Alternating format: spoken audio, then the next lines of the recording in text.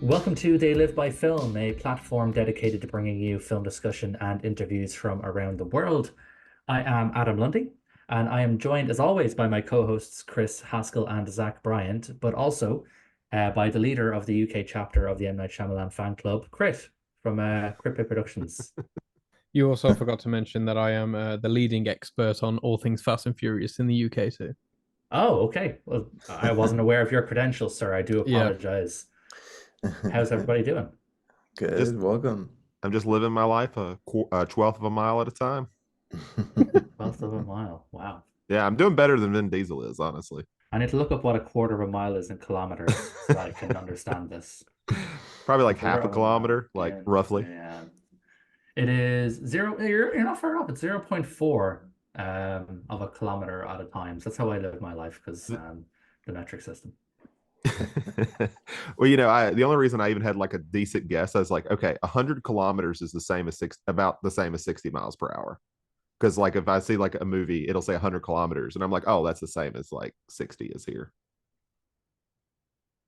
This is Yeah, one so of I my was favorite things about sorry, what go we're ahead. about to get into is the cars aren't actually going that fast. We'll get into it here in just a second.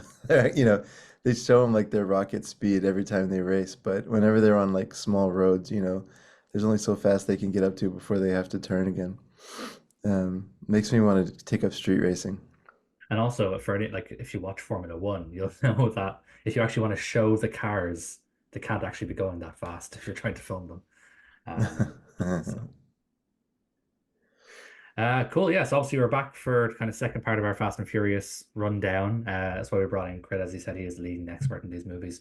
We thought we'd get him in for what's probably gonna, again, speaking as someone who hasn't seen anything beyond the ones we're going to talk about today, we're probably going to be talking about the most fun and probably the most sort of cult favorite. But before we get into that, does anyone want to shout out anything that they've been watching since we last recorded? Yeah, I'll have a chance to do it, I guess, if just to kick us off. So, Yeah. I really I don't know, I don't want to be offensive with this, but of all the folklore that I've ever heard about in the world, hopping vampires is goofy as hell. It's like it just cracks me up. I finally got to see Mr. Vampire, and I was laughing that that's like, serious folklore. The vampire part, I guess, can be scary. That's fine. But those little hops crack me up, man. I was dying. Um, but I just saw the very I think it was in the 80s even or like early 90s, but the first Mr. Vampire movie. It's on the Criterion Channel, which was very nice of them. Got to see that fun movie, man. I love that stuff. Like, what a great, good comedy, martial arts comedy, I guess would probably be the best way to say it, with a little bit of a supernatural bent. Um, I had a weird week of movies too. I'll just run through this in like 10 seconds, but I finally got to see Phase 4, that Saul Bass movie. Oh, that movie's good. I watched it a few weeks ago. What a weird movie, man. Yeah. It's like I don't know what to feel about it. You liked it a lot? I liked it pretty good. Yeah, like I'd like to go back and rewatch it because I was admittedly kind of tired when I watched it, but it's edited very interestingly, like It's like throughout the whole. half, it's half, you remember those old, well, I guess the UK, y'all don't have PBS in Ireland, but did you ever have those like public television documentaries about just like animals or whatever that would just show like on a Saturday afternoon? That I'm sure David Attenborough still like did the voice for Yeah, every time. exactly. Yeah, no matter what. Is that a reference does that transatlantic, just some kind of a random public television like nature doc? We're familiar with the concept of nature Surprisingly. here in Europe. Well, there was a very specific type of doc that was on like morning TV or something that was like I don't know, like watching the gazelles run across the Sahara or something. I don't know. Anyways, half of this Phase 4 is like that, but it was just zoomed in on these little ants. And then the other half is like this kind of invasion flick, this like horror invasion flick. Um, anyways, so that one. Then I saw I guess the Emmanuel series wanted to take after the Mondo movies that were popular for a while. So there was a movie that was with Laura Gemser called Porno Nights of the World, where she just went like country to country and looked at all like the shady kind of sex industry, but presented Listeners at home now are scratching off their bingo card for the tile that says Chris talks about porn that he watched. it. And then Liquid Sky, which is just a wild trip of a movie. I loved it, but like holy performance art Batman. Like that movie is all over the place and crazy. And my it's my kind of crazy, but I bet you there's a lot of people that would not like that. Um, but yeah, that was my weird week of films. So I had a great time. What about y'all? Well, I decided that I would finally go through. Since I restarted my letterbox back in 2021, there's a lot of things I haven't noted that I've logged. So I was like, I should probably finally go through all these Friday 13th and Nightmare on Elm Street movies. So I pretty much did that, a lot of that. And all I kind of came at the end is I do like Jason Goes to Hell. So I am in that fan club. That's the one Yeah. with the demon worm. Yeah, that's the one that, it's he has to look for it pulls like almost like a Michael Myers plot where he has to look for a family member so he can be reborn. Mhm. But it goes through they have to eat his heart and shit like that. It's really strange. But I don't know. After I watched like fucking Jason Takes a Cruise, and I think before that I watched Freddy's Dead, I was like, you know what? This is pretty good. I'm down for this. I've only seen that one once, I think. At this stage, it must be at least 15 years ago. It was a long time for Because me because I had memories I hated it. And I was like, you know what? Not bad. I had a good time. I remember I had to, because me and my dad watched all the Friday the 13th films when I was pretty young. I say maybe, well, I say not young, like 13, 14. We watched them together because we had a DVD box set, which I still have. But Jason Goes to Hell wasn't included. There must be some kind of rights issues with it. Was it a After different? 8, it was sold to New Line Cinema because That Paramount makes was sense. very ashamed of Friday the 13th. Understandable. I get where they're coming from. Ironically, they got their distribution rights back in 2014 when they helped New Line distribute Interstellar. So thank Interstellar for it being under the Paramount, being under Paramount again. But yeah, to watch Jason Goes to Hell, we had to order in a region. I suppose we call it Region One because it was DVD. Yeah. And get like get a cross-region DVD player. Which back in those days, you could go to Tesco for Krit. You could go to Tesco and buy those for like 15 quid back in Oh, those days. nice. Not that easy anymore to get region free players at a decent price like that. But yeah, that's when I watched Jason Goes to Hell, and I haven't seen it since then. So yeah, it's like at least 15 years, I would say. You know, But yeah. I have such a very specific memory of Tesco's from like I guess 1990 when I lived there in the UK. Of at the time, it blew my mind that you could park and they had a covered walkway to take you up to the store. I don't know if that's still a thing, but I remember I used to love going to Tesco's just for that covered walkway. It was it The was a fact that you're simple even thing. calling it Tesco's just kind of proves that you lived in the UK. Like, because it's not called Tesco's, it's just called Tesco, but everyone calls it Tesco's. Oh, nice. Um, Yeah, I have it in my head as Tesco's. Zach, the very first sentence when I just went back and looked at my review from I guess 3 years ago at this point, because I was like, I think I like Jason Goes to Hell too. That my very first sentence is maybe I was in a weird mood, but I love this one. Top three in the franchise, maybe. Yeah, like I have it as my like number 5 because I mean, there's actually like a few good like Friday 13th movies. So, Yeah, I the think weird saying ones. a few is a bit of a stretch. I yeah. mean, there's There's like 6, there's there's like 2, and there's 4. I mean, there's like I would argue that there's like 1 3/4 good 1 3/4. because you have Jason Lives, which is good, and then you have the first quarter of the Friday the 13th reboot, which is good, and then you have Freddy versus Jason, which is only really half a Jason movie, which is good. So I'd say there's like 1 3/4 You good. forgot Jason Goes to Hell. Yeah. Well, no, I didn't forget that because I haven't seen it in 15 years, so I'm not going to judge it. But out of the ones I've seen somewhat recently, there's like 1 3/4 good. Crit, you're being suspiciously quiet about this. Are you not a fan of those films at all, or No, have you I'm never? honestly because I'm a fan of the show. Like I'm just kind of listening as if I'm listening to a new episode, but like with a sneak peek kind of a Thank you. thing. Yeah, no. The disrespect on Jason X.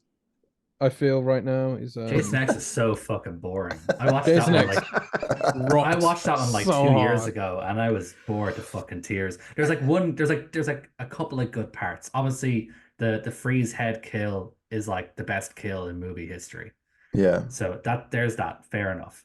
And then the scene where they go into like that alternate reality Well, room that the scene's hilarious. where he's beating the shit out of the girls in the sleeping bags. That's good as well. But like everything else around that is like the biggest piece of shit ever put. It's so cheap. It's like a sci-fi original movie. It's like, or like, The Asylum or something. It's so cheap looking and it's awful. You know, it's okay to be wrong. And so I'm not going to hold that against you, but it's absolutely fine.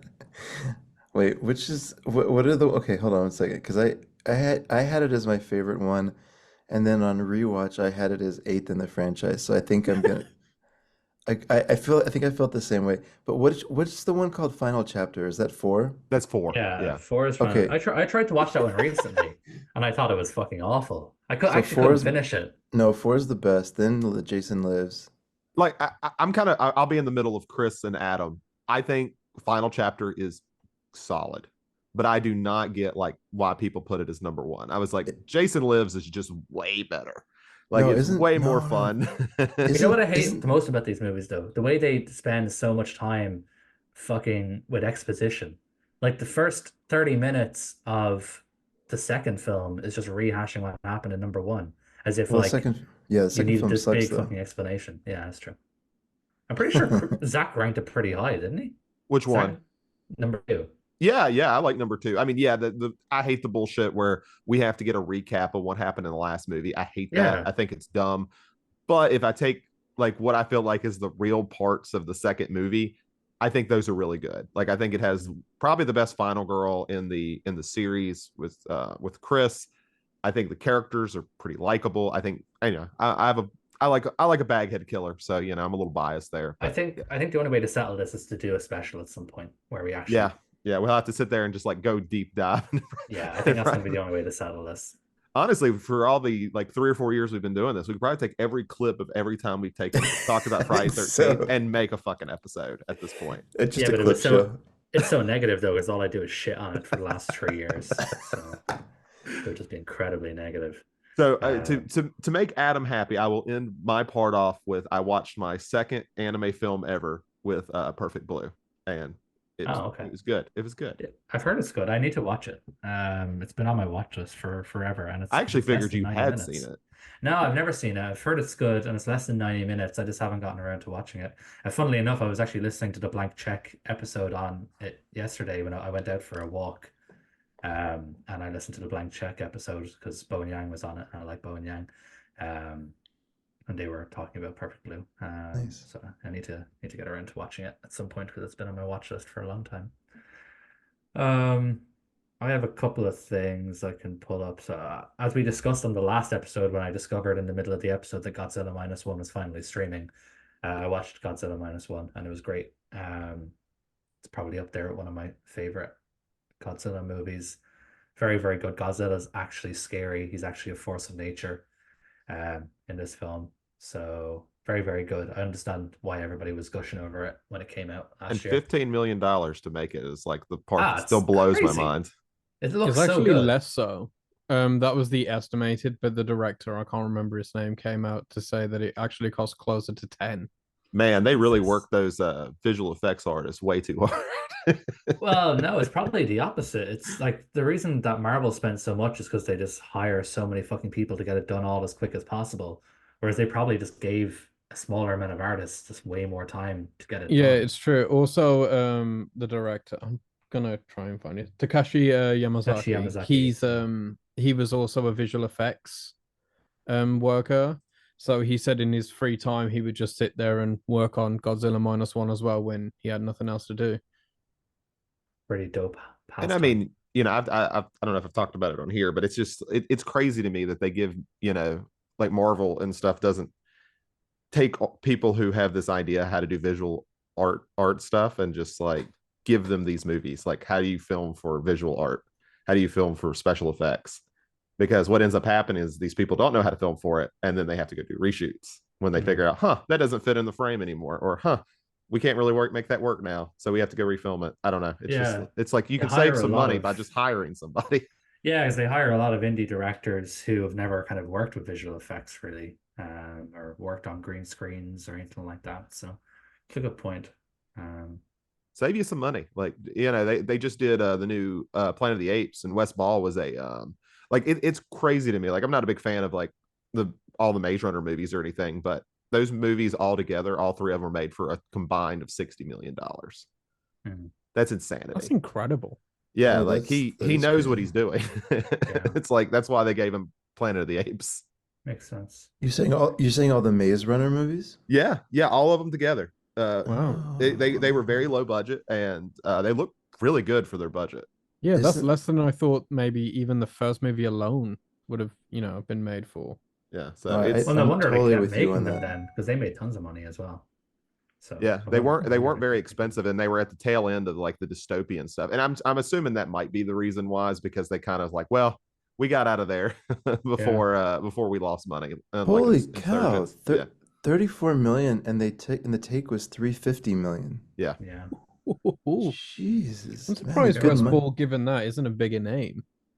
I Well, agree. yeah, this is only the. I mean, those were his three. I think he did three of those, and then he's Yeah. doing Planet of the Apes. So, yeah, I mean that's How much was Planet of the Apes? Was the budget on that? 160 million dollars. That was his blank. That was his blank check then, basically. So And it looks good. It doesn't look as good as War for the Planet of the Apes, but I No, mean not that's even still like close. But some of the best like visual effects I've seen in a movie. So that nice. was a high bar to hit. No, there's no effects in that movie. Oh They yeah, they just, just use apes. right? It's Yeah, crazy that they were able to train the apes to talk. It's insane. So good. Just a couple of things that I watched. I watched the an Orson Welles film, The Immortal Story. I don't know if any of you guys have seen that. Have you? Yeah. Not no, seen it, but I've seen It's of it. yeah, it's pretty cool. It's only like less than an hour, like 58 minutes or something. Just a cool little story. Jean Moreau is in it. Obviously, I love Jean Moreau, so that was great. Uh, I watched a new movie, technically. I watched Hitman, because it just came onto how was Netflix. it? It was fine, you know. It was okay. It was pretty okay way to spend 2 hours. Didn't think the writing or anything was anything anyway exceptional. Glenn Powell is very good. I think you take Glenn Powell out of the movie and it sucks.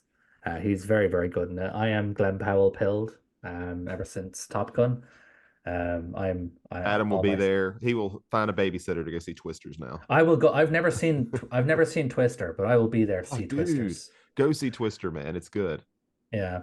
My stocks are in. I bought my Glen Powell stocks when they were low, and I'm going to be cashing them in. So, yeah, I thought he was very, very good, even if the rest of the film was only okay. Which pains me to say about, because obviously it's Richard Linklater, and he's made some of my favorite films ever.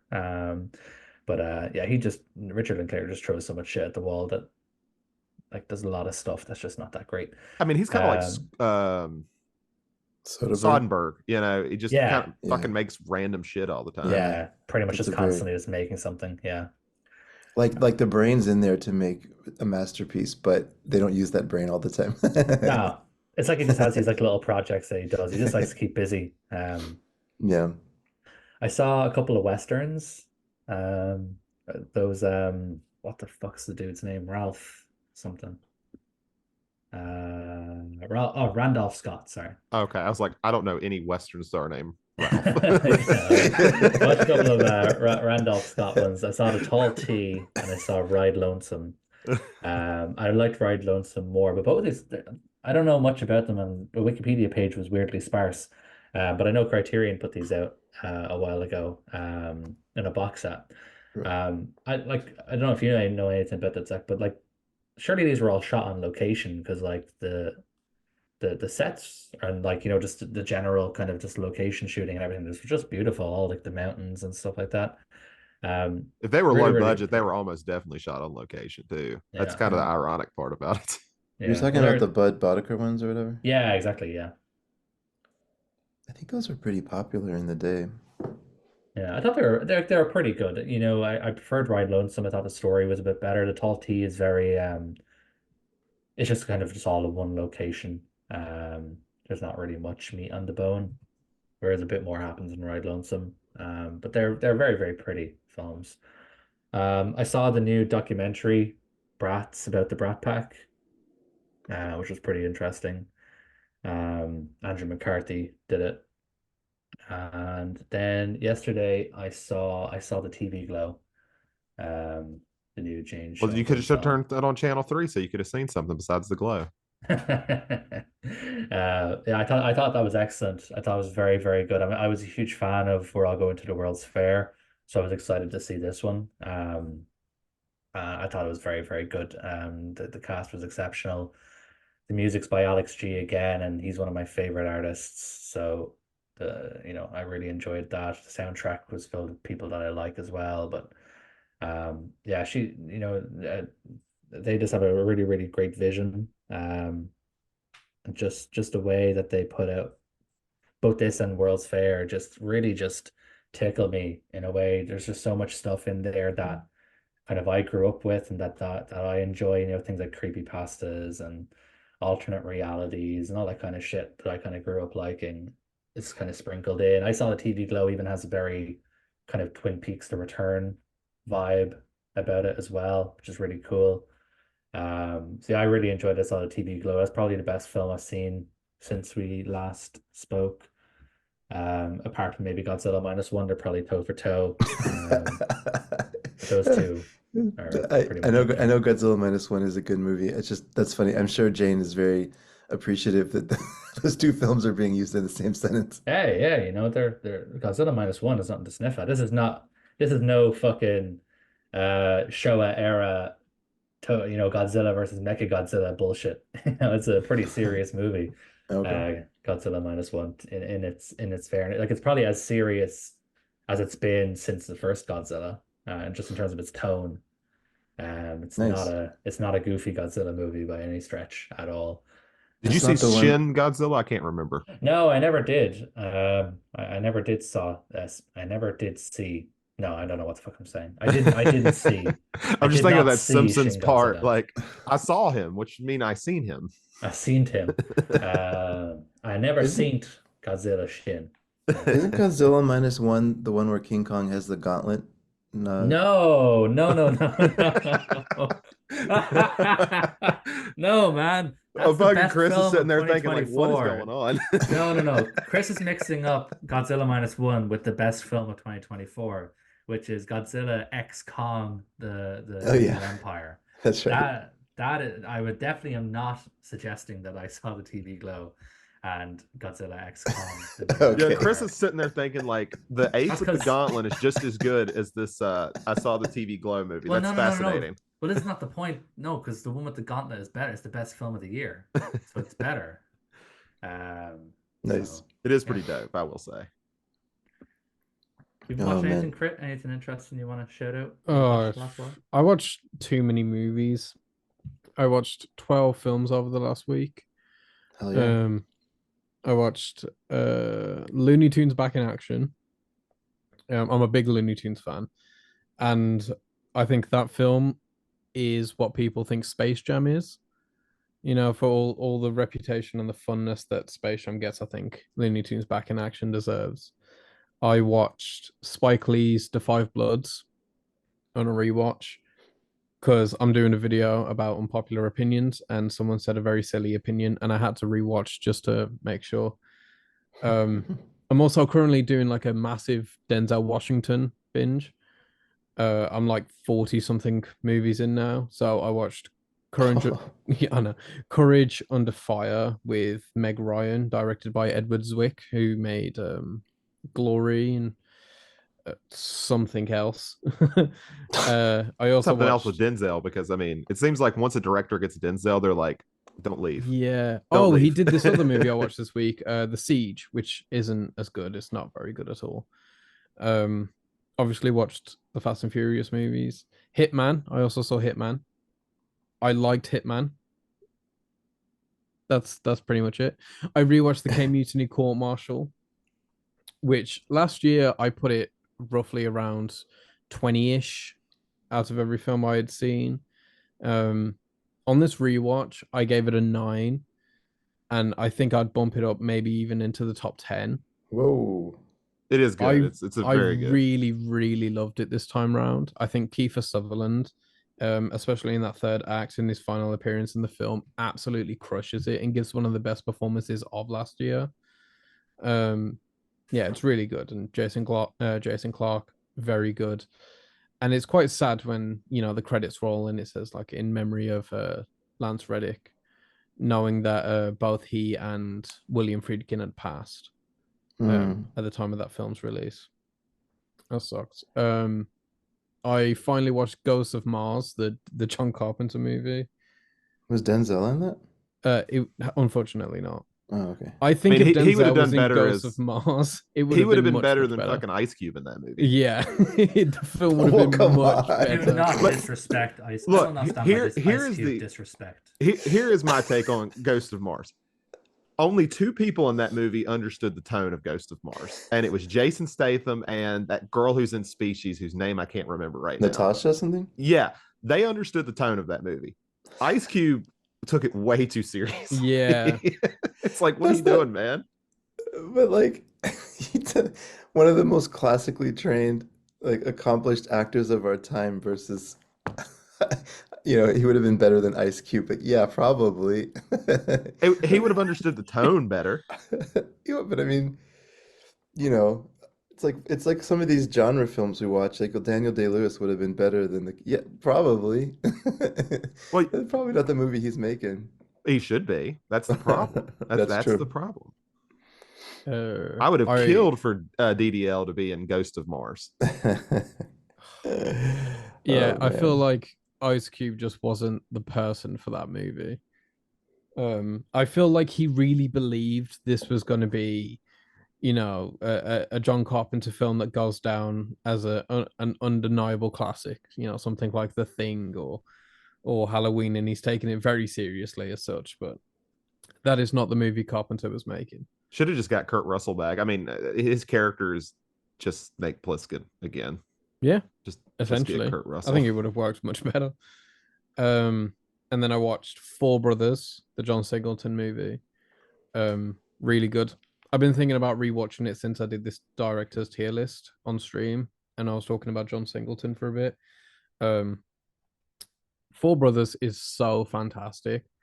It's like better than it has much right to be. Like it's a very goofy concept, and the actors in it, we have like Mark Wahlberg and Tyrese Gibson and Andre 3000 from Outcast.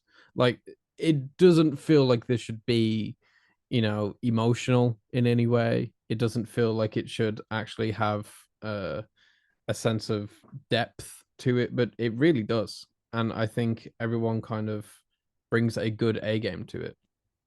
So yeah, it's a very good film. And then other than the Fast and Furious movies, I saw the TV Glow. I watched that yesterday. Um I share the sentiments of Adam. It's a fantastic movie.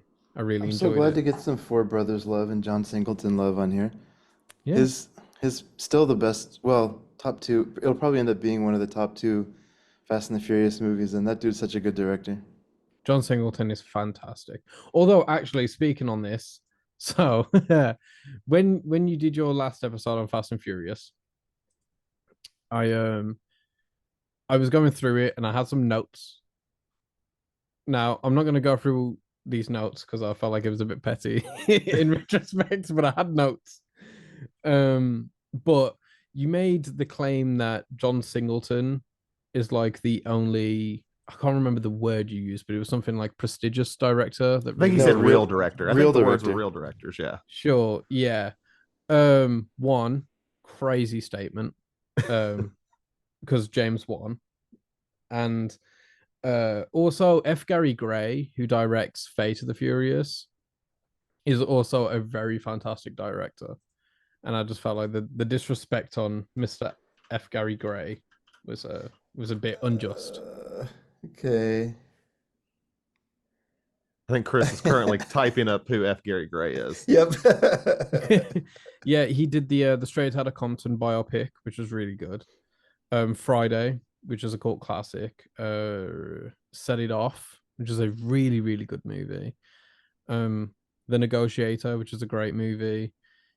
I guess he did the Italian Job remake, which isn't a great movie, but still, it's fun. It has its moments. Law Abiding Citizen, which is a good movie. Be Cool, which is a great movie. He does have some rotters. I think he did the Men in Black International movie, which Yeah, that movie's is not very garbage. good. And he did Lift last year, which is one of my least favorite movies of the year. Or was that this year? It's one of those. He Terrible, got that terrible Netflix movie. money. Yeah. Well, But yeah, speaking he of, did The Fate of the Furious, which is one of only two of the Fast and Furious movies to make over $1 billion. So yeah, let's put some respect on Mr. Gary Gray. yeah, that's fine. He did the Miss Jackson video for Outkast, so Mm-hmm. that's probably the best thing he did. Do you not like Um, Friday? no, Are you Friday's great, but okay? I was like, are we gonna have to have a whole discussion about how you no, don't no, like no, Friday? Friday's great, but and oh, he did the Fantastic Voyage music video for Coolio. No, He's see way more this. excited about his To be video fair, career. his music video filmography is He quite did a excellent as good. It well. was a good day from Ice Cube. Holy hell, yeah. Okay, so fine. This guy's like the Michael Bay of the black community. Then he like does these I want amazing that on the music box videos. art. That F. is Gary like one of the Gray. most outrageous things I've ever. He- I want Chris to be famous enough to put some of these things on a box art, That is like Fate of the ridiculous. Furious, Michael Bay for the black.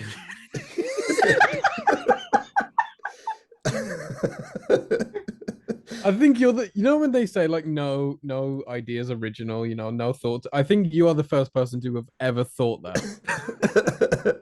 And Uh, I'm not until I get to Fate of the Furious. That's the assumption I'm gonna go into.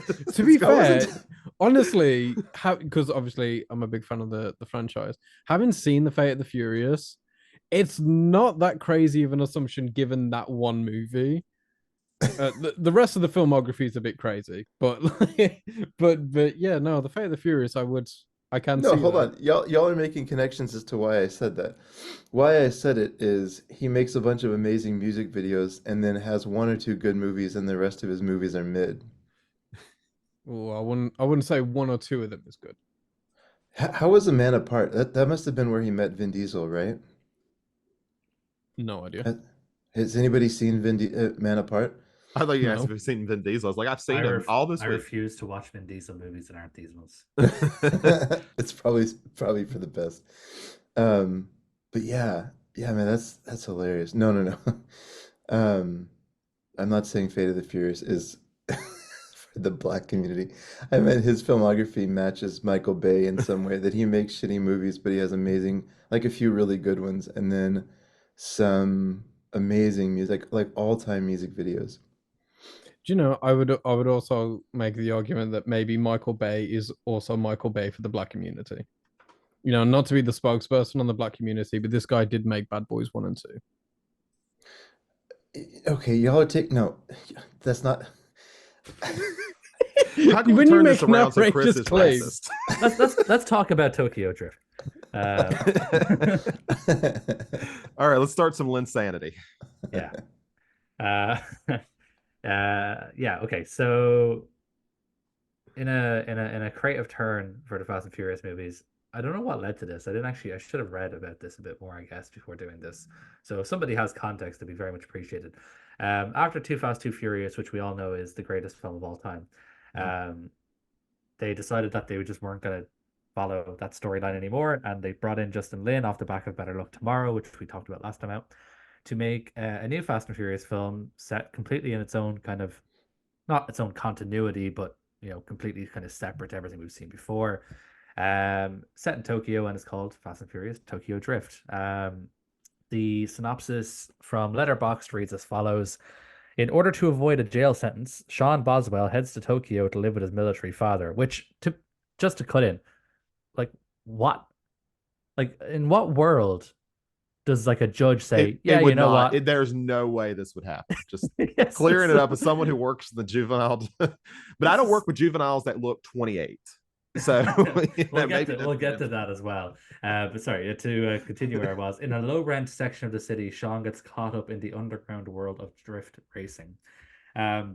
So as I mentioned last time out, this was like the last one I had seen like when they came out. I saw this for like my, I don't know, my 13th birthday or 12th birthday or something.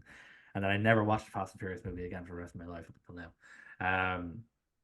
Because I remember at the time, maybe this is just me, but I remember at the time, like me and all my friends hated it because, it didn't have, you know, Paul Walker and everything like that. It was different. It felt like a different movie that they just slapped the Fast and Furious name on just for brand recognition.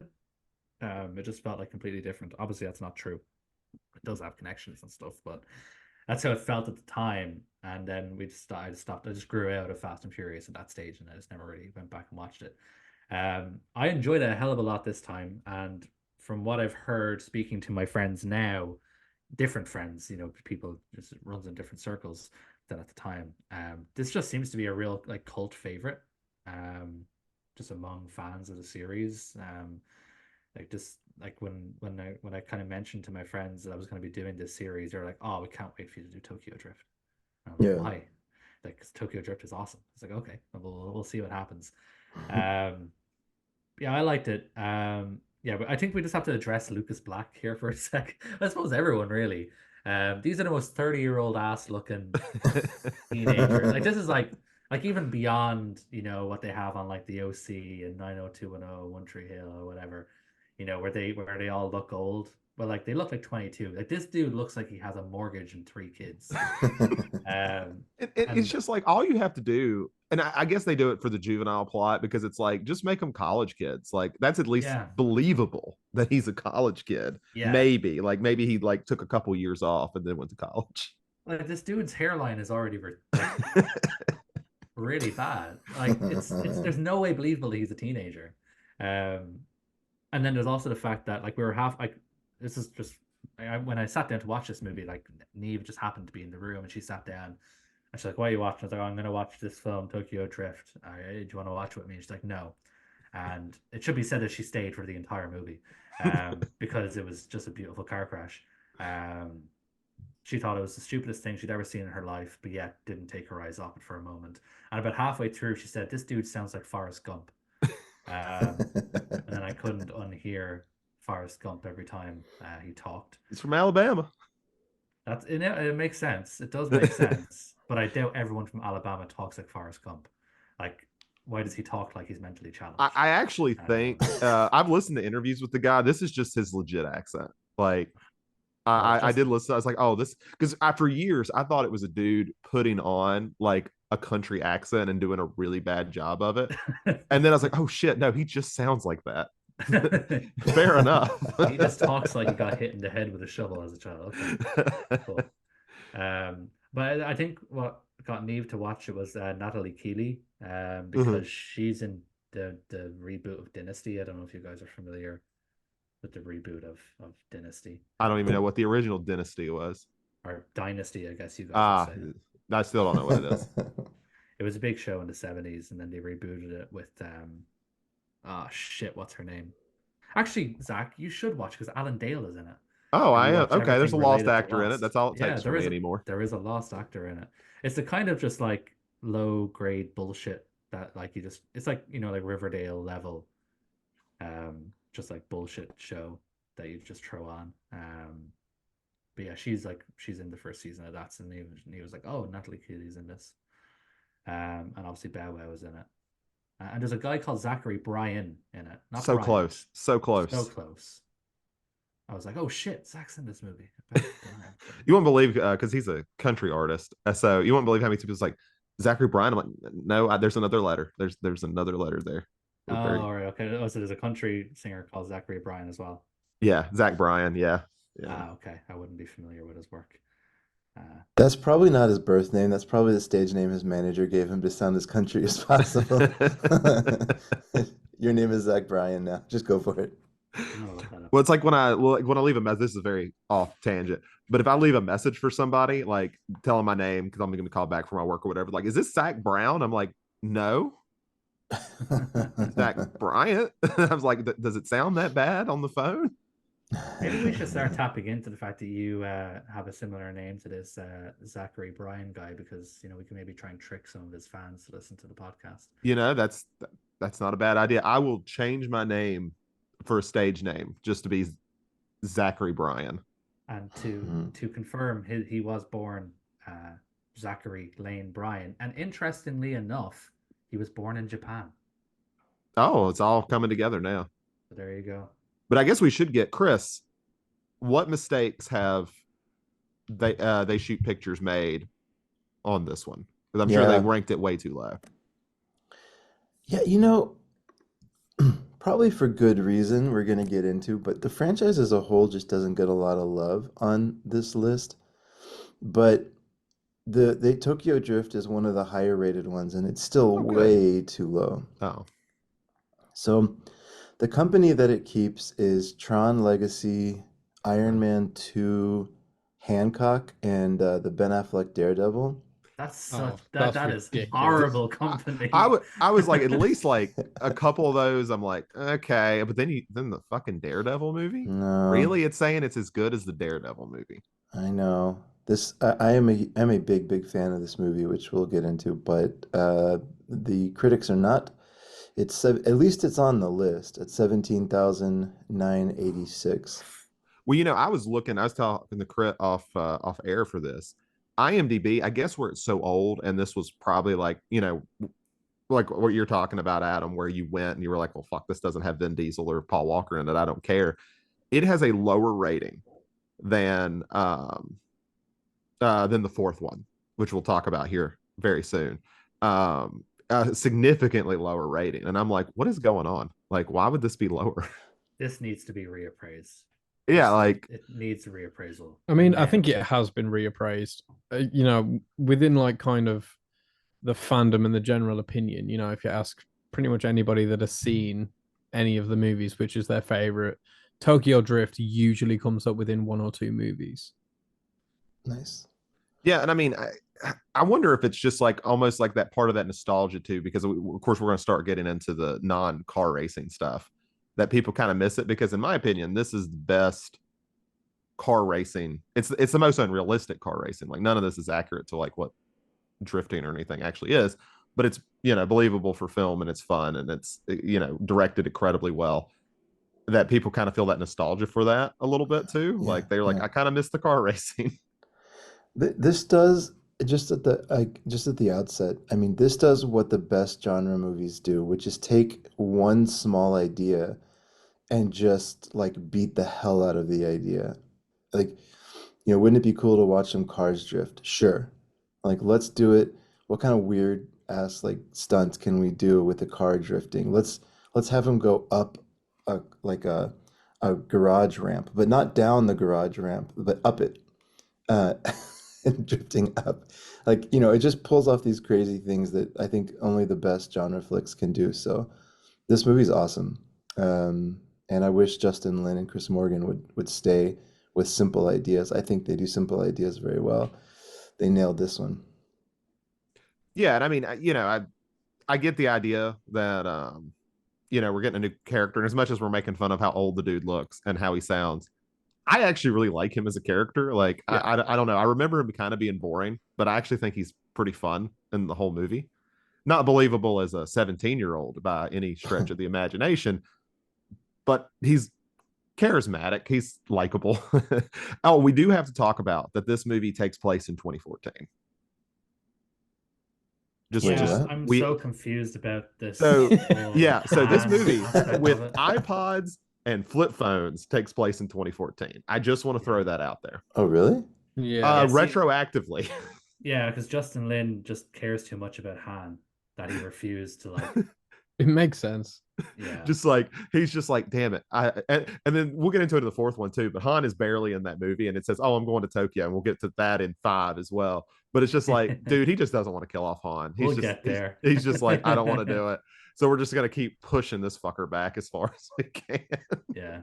So it's so funny watching the movie, and you're like, this is 2014, even though this is the most mid 2000s thing I've ever seen. Yeah. They play Kid Rock at the beginning of the movie. Wait, you guys didn't listen to Kid Rock in 2014? What the fuck? Oh, you're I mean, saying I did, but I also don't know. I can't name an artist from 2014, so I'm not a good basis. you're saying because we meet Han before he goes and does his shenanigans in Tokyo, Yeah. that it, oh, okay, okay, I get it. I was like, I don't see 24, I don't remember Yeah. 2014 being referenced. I No, got they you. that's I how got they've you. had to figure it out, like because they don't really tell the years in most of these.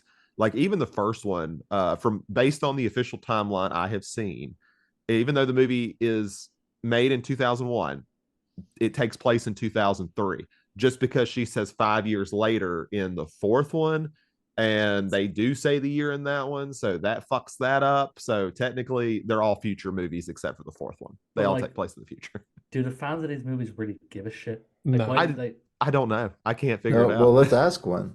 Yeah, Crit, We have, explain. not in the slightest. Do you know, like, I know this movie takes place in 2014, and yet when I'm watching it, it's not a fact that's in my head ever. Because I feel like it's just one of those things that doesn't matter. Like, if this was like a franchise that had a big reputation, and it was very prestigious and all this stuff, like I think I would care a little bit more about the ins and outs and the facts of each one. But in general, they're just kind of stupid movies. So like it doesn't really matter. I mean, this is a franchise where in the very first film, because people like to say these films got ridiculous, like, later on, but like even from the very first film, there's the scene in the third act where they're both trying to pass that train, Brian and Dom. They're trying to go over the tracks and miss that mhm. train. And at the start of that quarter-mile race, Dom does a drag spin and a wheelie at the same time, which is not physically possible. So like you can't really pick and choose what you care about and what you don't care about. You just kind of have to let it all happen. wait, Like I'd like to hear how many times you've tried Crit to prove that it's not possible. You don't need to prove it. You can't drag the back wheel of a car when the front wheel is in the air No, because no, it I would wasn't just arguing. go. I wasn't arguing with you. I just thought maybe you had gone out to try it just to Oh see. no, I can't even drive. Oh, okay. Just so you know, I can't drive at all. with Which is weird that this is probably my favorite franchise. But yeah. Oh, also while I'm speaking, Adam, Yeah. to answer your bit of background question, from what I know, there's not a lot of facts about it, but from what I know, the producers had done an open writing call for the third movie, and Okay. Chris Morgan, who came in to write pretty much everything, post this point, came in with the idea of Dom going to Tokyo to learn to drift, and I think it was to solve a murder or something like that. Of course. But the producers wanted a more high school centered story, hence why they, went for Justin Lin, who had just made Better Luck Tomorrow, which is kind Makes of a sense. really fantastic high school story without being necessarily a high school story. Mhm. So they decided, well, we can't have Dom in a high school story because he's clearly older than high school. So then they had Well, you to kind say of that. switch out the whole You idea. say that. if we can believe Luke is black as a teenager. It's a They good just So put point. let's like find someone they who do looks like a older. they do a period piece and they just put like a wig on Vin I was Diesel. gonna say, yeah, this would have been a shit toupee. They should just do what like Saw did, just put him in like a hoodie and a backwards cap. And Yeah. but yeah, that's roughly just what happened. That makes Chris Morgan sense. pitched an idea and they said, we like that idea, but we need it a little bit different. So Okay, yeah, that's how it happened. that makes sense.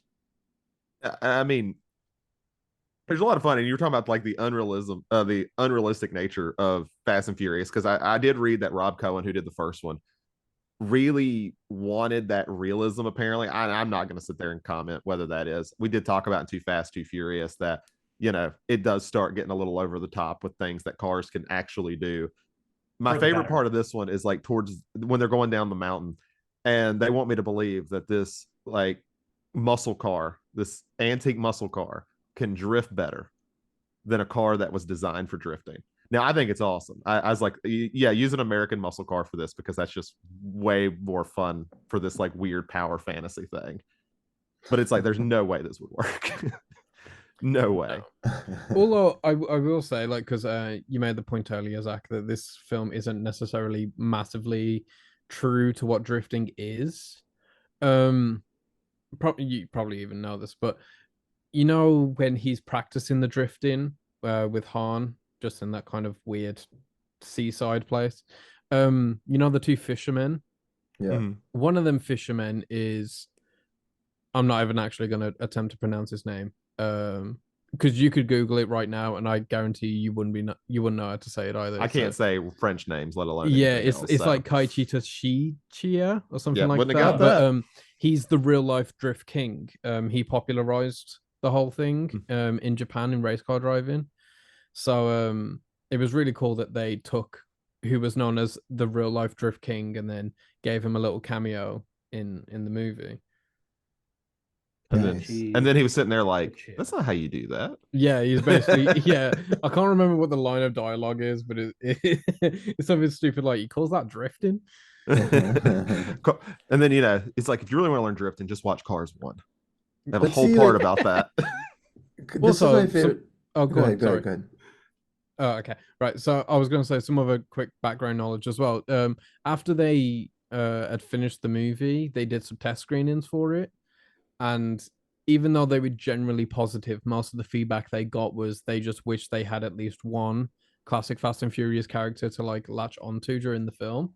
So what the producers decided to do was ask Vin Diesel to do the cameo at the very end, and Vin Diesel agreed to do the cameo as long as he got the ownership for the rights of so as long as he got the rights to the Riddick character from Universal. So Universal gave Vin Diesel the rights to Riddick in return of him doing a cameo in this movie at the end. So Oh, can he go ahead and make the fourth movie that I've been waiting like 15 years to see? Like instead of doing Yeah, these he's the fucking one that Fast you and got to Furious movies. send the mail to. Yeah, we need to get him on and ask him about that. Vin Diesel pulled a Roger Corman. he really did. Yeah, Yeah. he is the Roger Corman of What a baller. now. For the black community. Sorry. I think you're the first Um, person to ever say that sentence as well. Just on the Vin Diesel note, is this the first time Vin Diesel says family? No. Wait. No, What?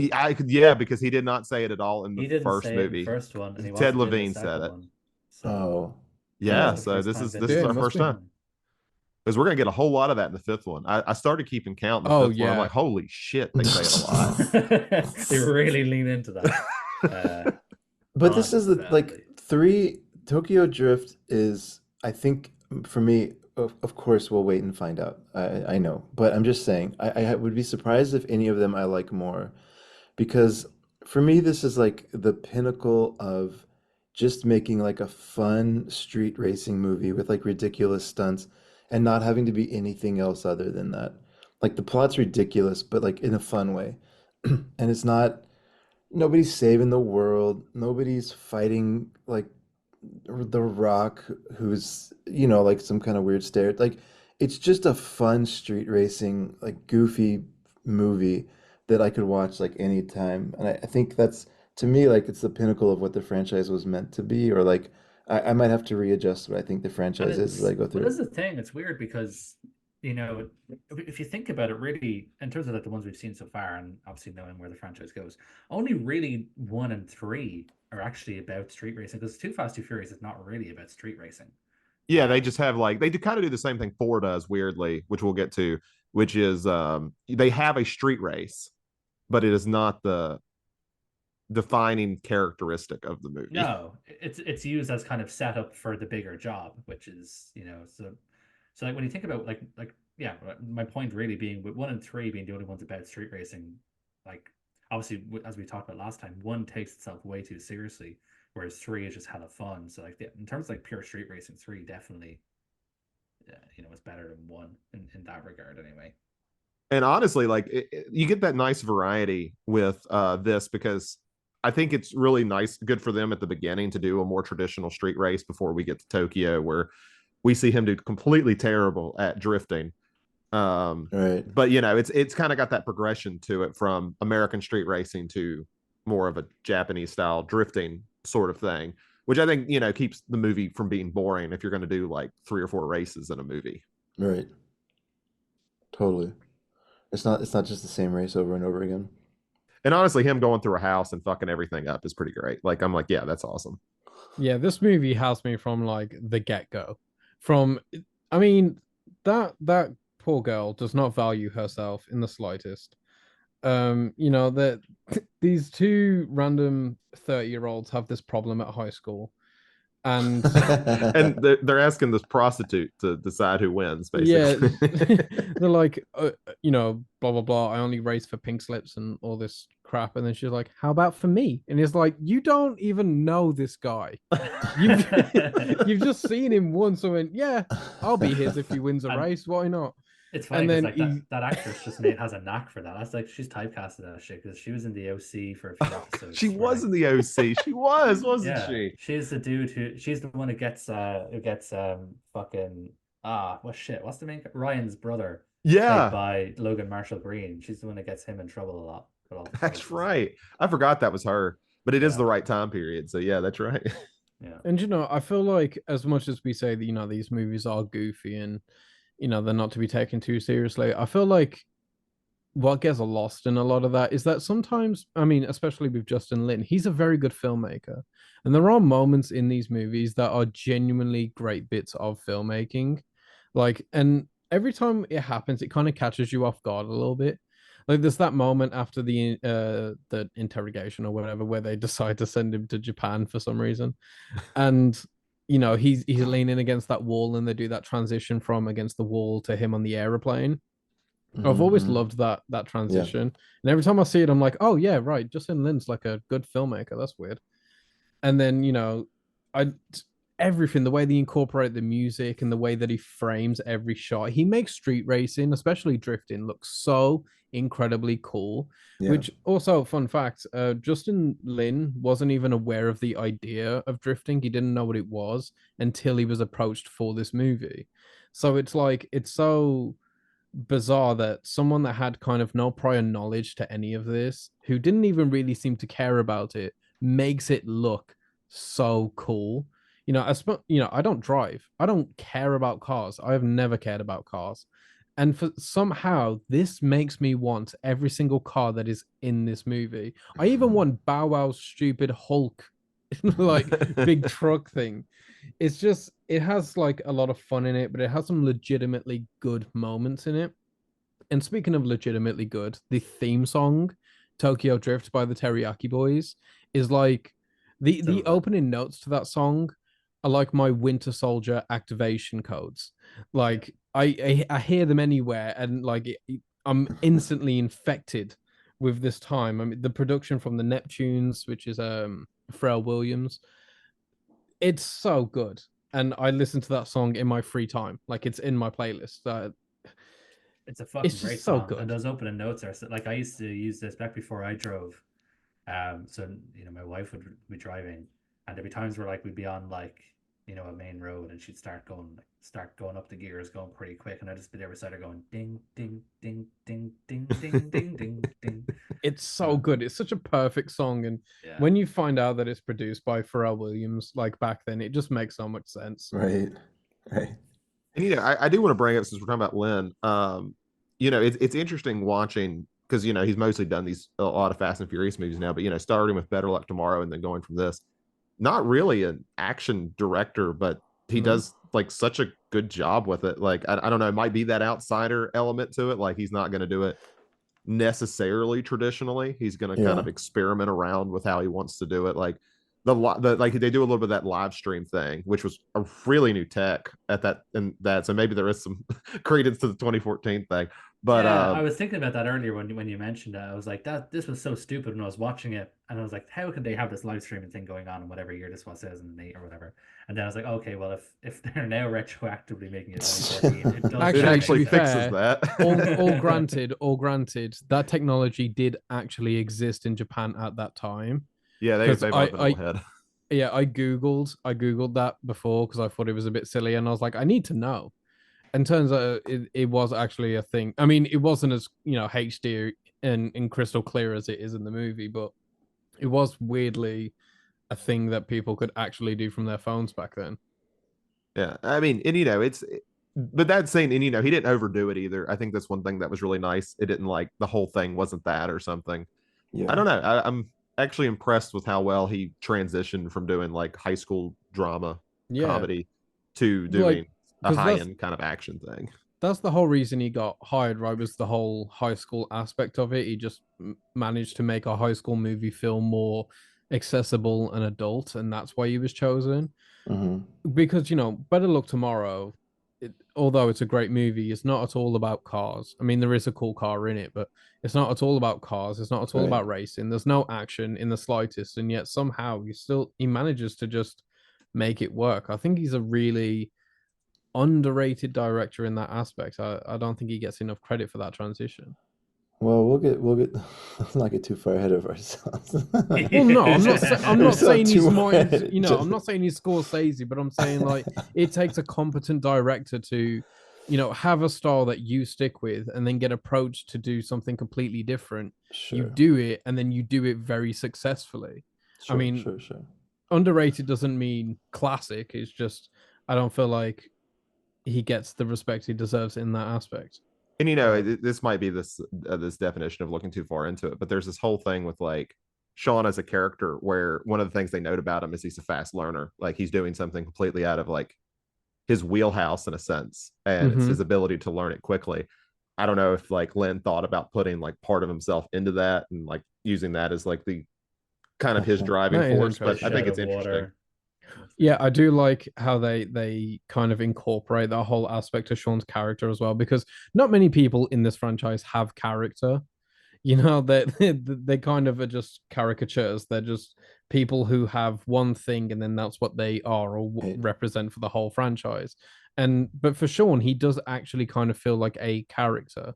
Like he has things and he likes things and he works a certain way. And the way they show him like becoming a quick learner, because obviously the whole point of that device is so he picks up drifting quickly. That's kind of the whole point. But the way that they show he's that just by the way that he remembers like Wawakin like almost immediately, for the shoes or the whole Gaijin thing. Like he hears it once and immediately he's attached to that and he keeps it for the whole movie. And And I've yeah, always had a thing for the trope of Southerners who sound dumb but are actually very intelligent. Like, I think of like second episode in a row, I'm going to mention Prison Break, but you talk about like Teabag from Prison Break, yeah, or yeah, you yeah, talk yeah. about Sawyer from Lost. I'll get to mention Lost again. It's that idea that people underestimate them because of the way they sound, but Mm, they tend to be more intelligent than people will hmm. give them credit for. And it kind of gives it an interesting dynamic to have that. Yeah, I think it's a double barrel in that, like, because obviously the films before then were either in Los Angeles or Miami.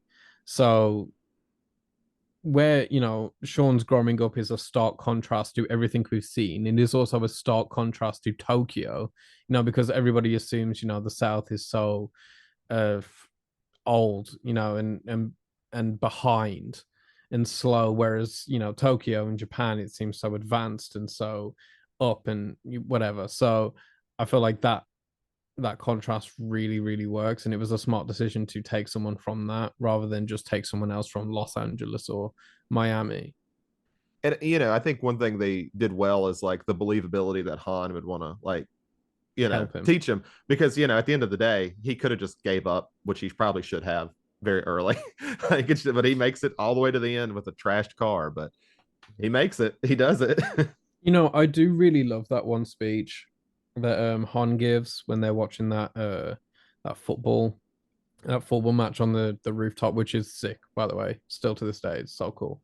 But I love that speech where one, he Sean asks him, what he's doing here because he's obviously not from Japan. I mean, his character's not even Japanese; it's Korean. So what's he doing here? And he says, talks about the old westerns going to Mexico, and he says, "Well, this is my Mexico." One, I love how the later movies make that a lot more. Um, more I don't want to say deep because this franchise is not necessarily deep, but it gives it more depth at least, and also the whole idea of when Sean asks him why he gave him the car knowing that he was going to trash it, and he's saying, I have money. Money's not a problem. the thing that I care about is, people. I need to know what kind of people I have around me, and one car for knowing what a man's worth is a price he can live with. And I just thought like it was just a weirdly, again, like when Justin Lin just does something right, you're like, oh right, yeah, this guy's like an actual good director sometimes. Like, so yeah, I really love that whole scene. And maybe, it's all redemption for him for killing that one dude back in the States. Exactly. Yeah. Exactly. Yeah, we've been blowing smoke up Justin Lin's arse for the last 40 minutes or so. So let's talk about a movie that he didn't do well in. Yeah. Actually, just before we move on to the next one, I just want to say it's so dope that Sonny Chiba is in this movie. Yeah, Um, absolutely. because he's credited slightly different. It's like I can't remember exactly how it was credited, but it was like something Sonny Chiba, and I was like, oh, I wonder if that's somebody like is using the Sonny Chiba name as a kind of throwback. And then he showed up, and I was like, oh shit, it's Sonny Chiba. So I just thought that was awesome that they And were able to just get him. Yeah. just super quickly, I do want to call out Bow Wow before we go on because he was adorable in this movie. I loved his character. He was so cute and like he was perfect for the role. Yeah, because every film up until this point had a rapper or someone in kind of the hip hop scene of that time in it. So the first movie had Ja Rule, and then the second movie has Ludacris, which is such an upgrade, it's unreal. And then for some reason, the third movie has Bow Wow, which which feels like so out of place, but somehow he just works way better than Well, maybe it even makes sense Ludacris if you're works in looking the for second a. movie. It makes sense if you needed a high school setting. So I mean, there's yeah, it not a makes lot sense. of It's just yeah. odd, but I feel like they're not really going for sense. Like, Bow Wow makes sense for a high school movie, sure, but then Lucas Black doesn't. So we got to pick a lane here, man. You might you might as well have just had Big Daddy Kane in this movie and just stuck him in a uniform and just went, yeah, no, this guy's 15. It's awesome. Yeah, well, I mean, I don't know. I think like if we're gonna move on, that I'll just quickly say, I've been like uh, the franchise that I was not expecting to enjoy as much as I did in these first three films was the franchise that didn't take itself seriously. And it's a thing I think that starts to plague these movies as we go on. I think I don't know if it just goes along with the ego of Vin Diesel or whatever. We'll get into all that. But for three movies, these were like standalone, fun, just like silly movies that like I don't know, like I've had a way better time up to this point than I was expecting to. And so credit to the franchise. I was not expecting to have so much fun in these first three films, including Tokyo Drift. That's about to change, but I will have a special place in my heart for these first three films. And I guess it's worth noting because I mean, as we get into the fourth one, that it's lukewarm reception at Tokyo Drift. It seems to be when it released seems to have made them kind of reboot the series, which might be why they have this stupid naming convention for the fourth movie called Fast and Furious. But you have to almost wonder if Tokyo Drift was as popular now as it is now as it was then, would we be seeing more of like, let's take a different country or take a different Yeah, area like an and do the anthology street kind of racing series. thing? Yeah, like I mean, I was actually going to bring this up earlier that almost like Tokyo Drift is almost the Halloween 3 of Fast and Furious at this point because whole new set of characters, taking it a little bit out of where it normally is, that sort of thing. Right. And Right. it almost seems like it wants to almost do an anthology route once you leave Paul Walker and Vin Diesel kind of out of it. Yeah. It's like, maybe we don't need them to do it. And obviously they're going to change their minds because we're going to get into the movie where Vin Diesel and Paul Walker come back. So I guess it's worth noting that this is almost like a mini legacy sequel. So this is more of a sequel to one than it is anything else. Like, Right. Yeah. yeah, I mean, that's really what it feels like. And, this has been 8 years. So this is really the first time you're seeing Vin Diesel back in Fast and Furious in almost a decade. So it's kind of, I guess it is a much bigger deal. This movie made a ton of money. I think you probably have it up, Chris, but this movie made bank.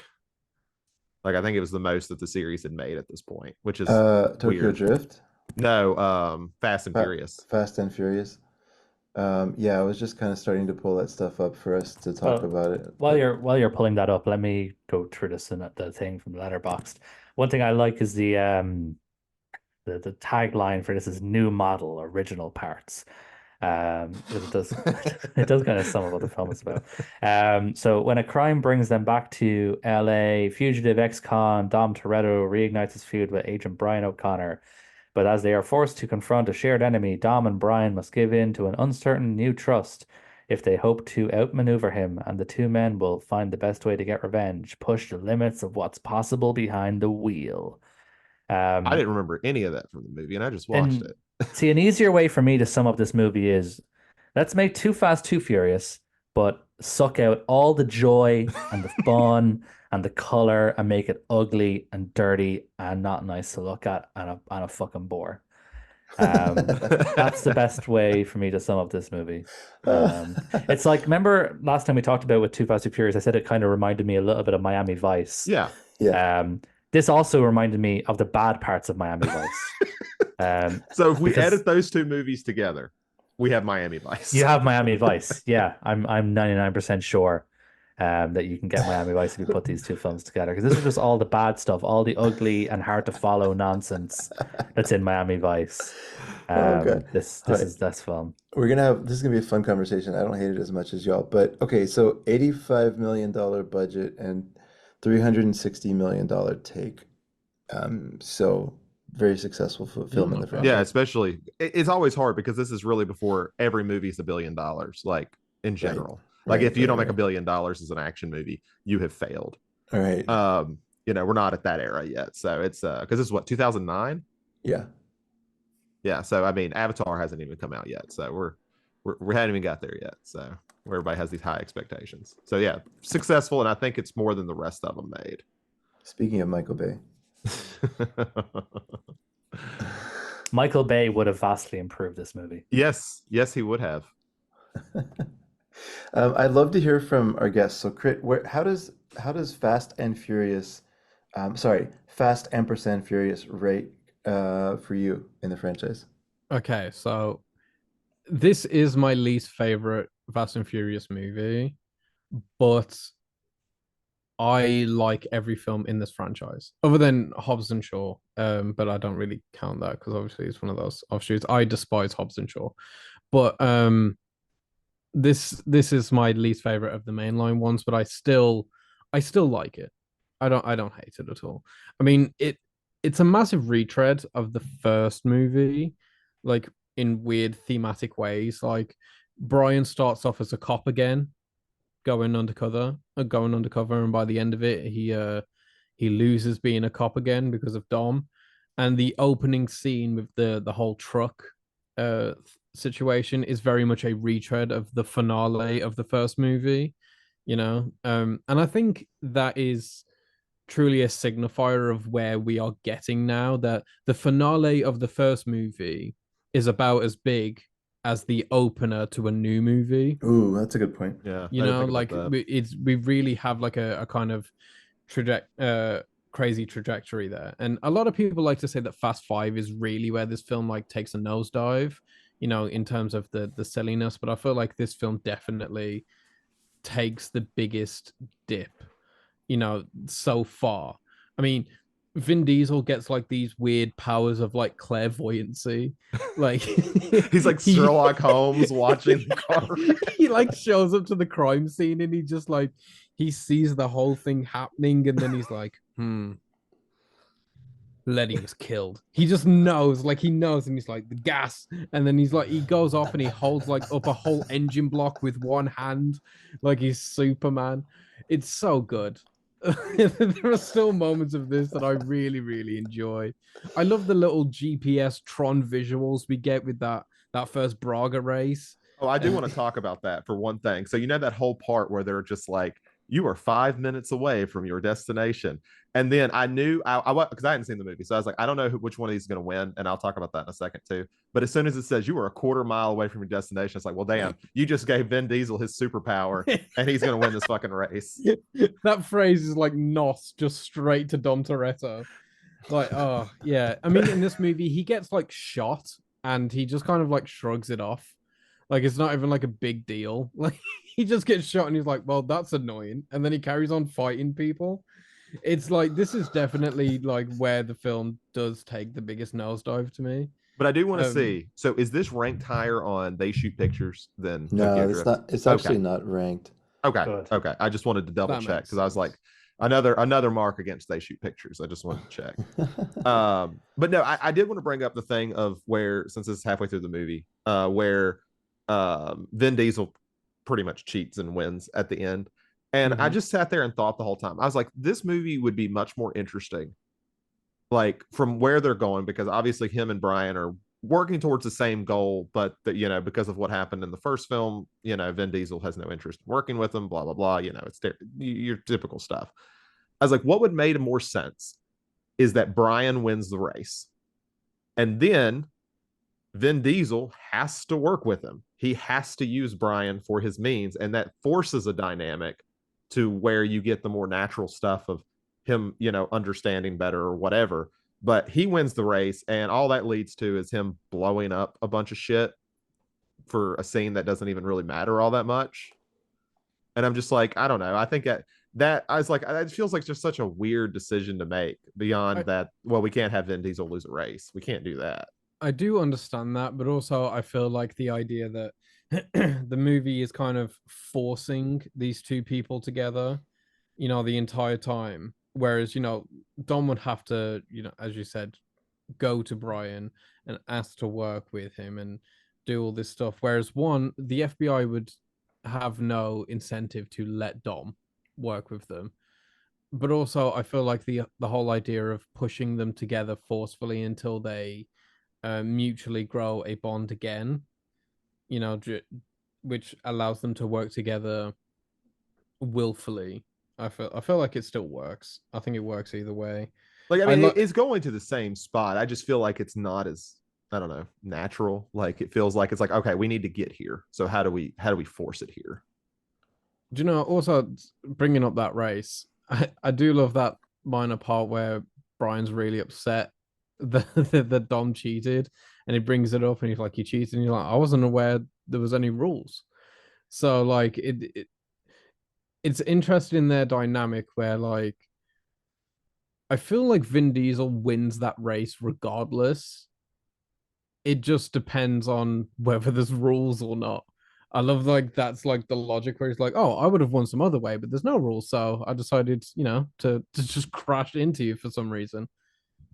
Like, bro was surprised that a guy cheated during an illegal street race in which the That's why winner Brian's the cop. gets to, This whole thing like, is cheated. We're like not supposed to do this. the winner of this race is going to be transporting a fuck ton of heroin across the border. This is not exactly like the Daytona races. Also, if we want to talk about cheating Brian O'Connor, this man did not stick to the route assigned at all. He was taking True. all kinds of True. shortcuts and jumping off bridges and doing whatever he wanted. So I don't think he gets much of a right to say who's cheating That's and right. who's not. That's right. He didn't follow the Honestly, race this at is all. the best scene in the film, though. The race is the best thing in I this think that's film. the only reason we're talking about it for so long. Yeah, it's just like, what else is there to There's fucking nothing talk else to about? say.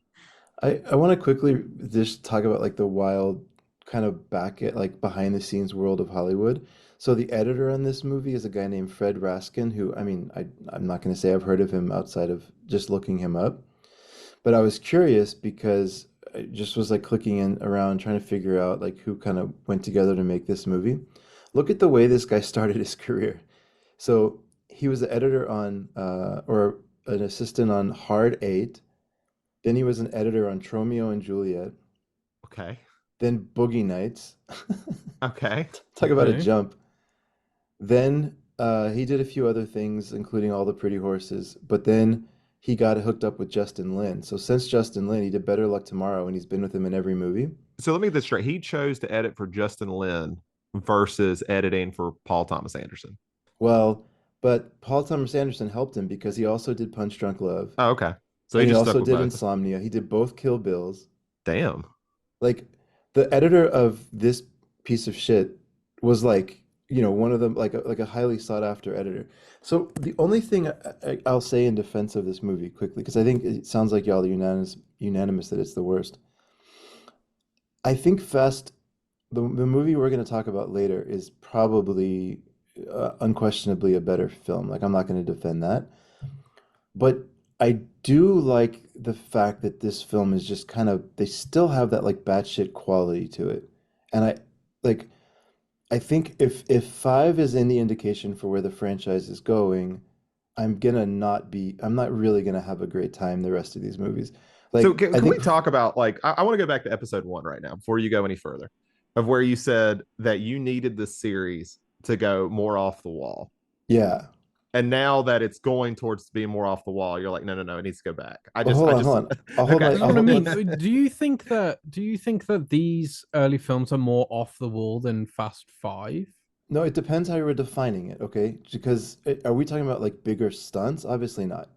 But in terms of like people that just don't like, the thing I like about Fast and Furious, I guess, a little bit, is that they're just like, let's put a cool like 10-minute driving sequence in a tunnel that doesn't really make sense.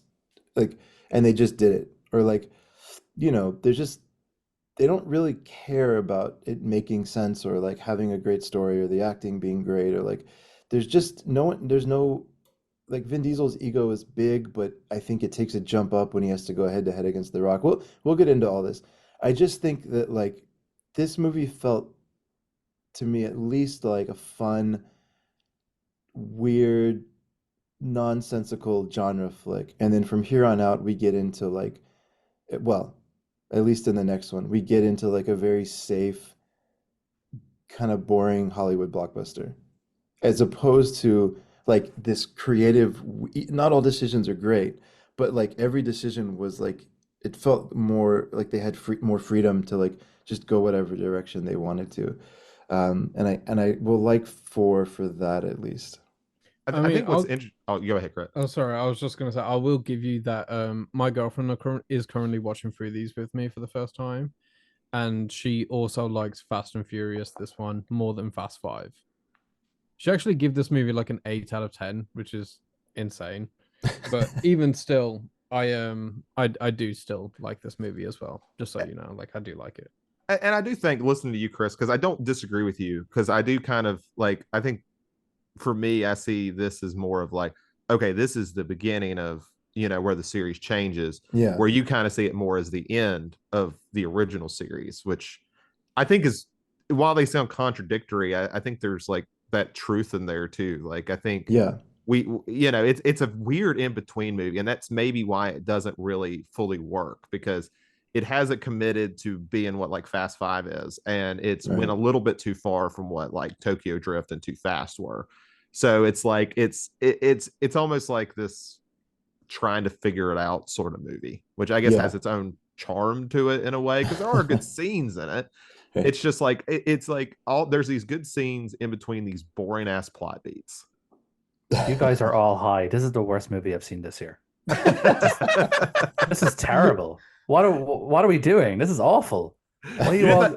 Well, I you didn't feel like like I'm any in of a the action scenes? madhouse. Yeah, no, I mean, I didn't like it. I think me and you rated it No, exactly the No, same. no, it's no. truly like that opening scene. That I think that's the ugliest scene I've ever seen in a movie ever. It's just gray, Oh yeah, brown it doesn't look. blobs. Yeah, it definitely missing color. It has no It's color to it. it's just a pure shit filter. Yeah. Um, there is nothing redeemable about this movie at all. It's awful. I don't know Oh, what. I don't know. that's I don't know not what. fair. Whatever drugs you guys are on, pass them around. Because So like, okay, Adam, this is a good question for you then. Me and you both gave it a 2.5. Where did the 2.5? I know me and you rate differently, but I'm legitimately curious what keeps this from so being lower. yeah, like a 2.5 for me that's a 5 out of 10. Mhm. So the fact that this was made by a competent human being, I guess, gives it like a 5. Like it takes a lot for me to rank something like below a 2.5. You like a two and like below a 2.5 for me is like an amateur throwing together some shit. But even then, I'd appreciate the heart behind it. Um, So where for the you, five 2.5 is like this is competently made. Like this is the lowest you can get if you competently made a film. Pretty much, yeah. Okay. So like my 2.5 is probably your like 1 or 1.5 if we're Okay. comparing right like how we rate stuff. Um, like this, I can appreciate that this is a movie. So like it's perfectly mid. You know what I mean? Like it's like everything starts at a 5 and then it's either so poorly made, like in terms of like editing and everything like that. It's just so poorly made that it Yeah. dips lower. Like I think this is like a competent movie. This is like corporate like art of movies, if you get what I mean. Like everything is made. It's a film. It has editing. It has cameras and lights. So I, therefore, it's like, but it's not good. So it doesn't get any additional stars because there's like nothing I like about it. But I all can the I can critiques, appreciate that it exists. all the critiques you have about it being like uninspired and boring and stuff, I think is where I'm about to get to. So maybe we just see, like, Let's maybe get we to just this want hot take different Chris things. is gonna have. We got to get there. I Yeah, maybe gotta. we just Okay. want different things out of a movie. Because like I think there's no interesting choices in Fast Five. It's all safe choices. They're big and they're loud, but they're all safe choices. And this movie takes chances, and I'll always defend that. So I'm let's. sorry. I can't understand seeing a scene where Vin Diesel has like superpowers of clairvoyancy, deducting a whole crime scene suddenly out of nowhere, like Sherlock Holmes. Bearing in mind, this never gets brought up again either. He can never do this again. It's only in this one instance that it ever works. And you think this is the worst thing I've seen this year. Exactly. Thank It you, Well, makes Krit. me again, feel so alive. Thank you, Krit. that's just that's a great example of just two people who want different things from movies. Uh, but see, but like there's times where I have that as well, where like I remember reading through like all the reviews of like, Kong X or Godzilla X Kong the new Empire, that one Mm-hmm. that I gave 5 stars to, because it's the greatest movie ever made. Um, but like I remember reading reviews, people shitting on the fact that they gave Kong, the gauntlet, and I was like, no, that's the fucking best thing ever. What are you on about? Giving Kong what looks like the Infinity Gauntlet is the greatest thing. It's the greatest cinematic decision ever made.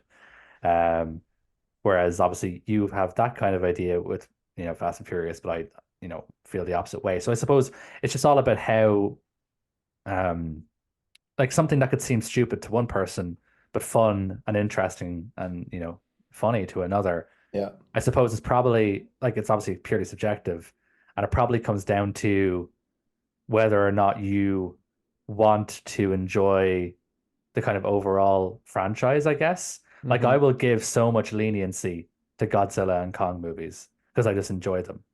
Whereas I Mm-hmm. won't give Fast and Furious as much leniency because I don't have like that overall love for them, I guess. Yeah, there is that. I feel like as well there is an adjustment point for these movies. Like I think 7, 9, and 10, really separates the men from the boys. It shows you like where you're gonna land on this franchise, I think. And after you get to that point, when you revisit, I feel like that's when your true opinion of this movie really counts. Like I feel like you need to experience where this eventually goes to know how you feel about it in general, if that makes sense. Like, because we're not where this franchise is, like its Right. identity and what it's known for is not there yet. This is like you preheat in the oven, you know? It, I feel like you need to have tasted the dish and then you come back and you go, do you know what? That's a very good oven. Yeah, I think I'm with you. I saw, yeah, I guess we should probably get to five, but I saw either nine or 10 on a plane, and it was one of the worst experiences of my life. So I think that I just like movies that take big choices, and I think four for me it'll have a soft spot because yeah, you can say it's entertaining, but I guess you could technically say that about all whatever dog shit comes next. But like this was just like they don't care about it doesn't feel like it's made by a producer. Let me say it that way. This feels like it's made by a writer and a director working together without a ton of input from like the production team, where I feel like that's about to change. It But may have needed a little bit of help from the production team. Also, I will say as well, because I've heard that sentiment said as well, where people have said, they haven't watched many Fast and Furious movies, but I did watch Fast X, or I watched Fast and Furious 7, and it was like, and I really didn't like it. And I feel like that's one of these situations where you kind of need to have seen everything that came before. Like I feel like if you hadn't have seen Fast and Furious 1, 2, or 3, jumping into 4, this might be your least favorite movie ever. Like Maybe, yeah. I feel like you need the preps and the steps to get to where you are. Like, because the very, very later films do some very egregious shit. And they do some like absolutely insane things. And unless you have seen that progress to get to that point, I feel like you can't appreciate it enough. That's a lot of work to ask of the audience of a franchise like this. But I I mean, think especially- the same. But I the same don't can be think said it's a of lot nearly of every work to say. franchise. Like nearly every franchise is the same. You can't just jump in, 5 or 6 films into a franchise and and judge. You're only judging like the sum. You're not judging, or you're only judging the parts, not judging like, the sum. You know what I mean? You, you can't just like I can't just jump into fucking Friday the 13th Part 7 and go, well, this is a piece of shit. What do you mean he's fighting Carrie? Wait, When the hell did this happen? which one is that 7? Yeah, Okay, that's that the one one is with a piece. fights Carrie White. That one is a piece of shit. So maybe I'm Fuck right you, on that that movie's one. good. But it's the sentiment rings true. You can't just jump into a franchise at a random movie and say, well, this franchise sucks, unless it's Friday the 13th, and then it's true. But the But- the only exception to that is probably Bond movies because those have almost kind of transcended like the typical franchise model, right? They're made as Well, like yeah, like like independent kind of events. very few of those films have a standard. Like only really the fucking newer ones with Daniel Craig. They're the only ones who really have a sort of Continuity. some sentiment of a overarching Right, kind right, of right. plot. Whereas with any of you could jump into any of the old ones and it doesn't really matter. Right. All Let's right. talk about Fast Five. Yeah. I'm ready. Yeah, let's talk about a movie that's better than any James Bond movie. Wow. Correct. I'll I've have not to say seen a James correct. I've Bond never movie, seen one. but correct. All right, Fast Five, 2011. Once again, Justin Lin, Letterboxd reads as follows: former cop. Oh my God, that's such a spoiler for Fast and Furious 4. Former cop Brian O'Connor partners with ex-con Dom Toretto on the opposite side of the law. Since Brian and Mio Toretto broke Dom out of custody, this is all a spoiler. Since Brian and Mio Toretto broke Dom out of custody, they've blown across many borders to elude authorities. Now backed into a corner in Rio de Janeiro, they must pull one last job in order to gain their freedom. It's always one last job. Always. It's always Yeah. it's always a goddamn train. They always pull I you do back just in. want to say, if you read the synopsis for the 5th movie in a franchise and are upset that you got spoiled for the last few movies, that's on you, man. I will say the only thing that I will give credit for is the naming convention in Fast and Furious is only worse by the fact that the Rambo naming convention exists. Like I love the naming conventions of the Fast and Furious movies. I love what? like saying it to random. people when they go, Just make wait, shit no, up. wait. So is Fast and Furious number 1? And I go, no, Fast and Furious is number 4.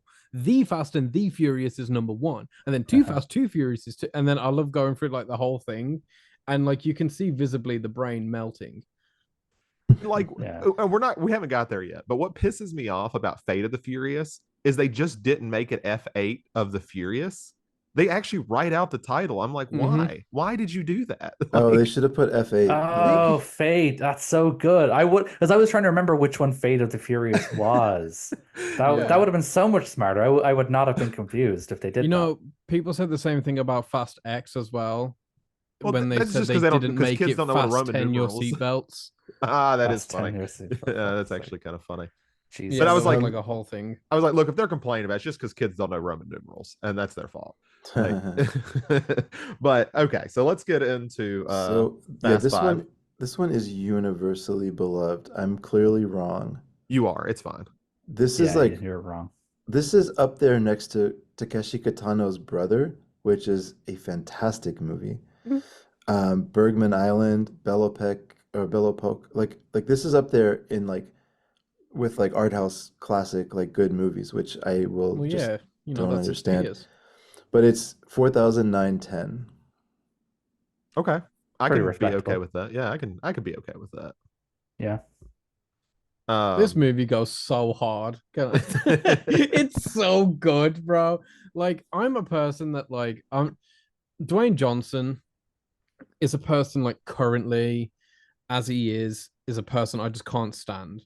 Yeah. But when I was growing up, I loved WWE and I loved The Rock. Like his whole persona as The Rock is kind of what Dwayne Johnson does the best. You know, that cocky, smart ass kind of, asshole.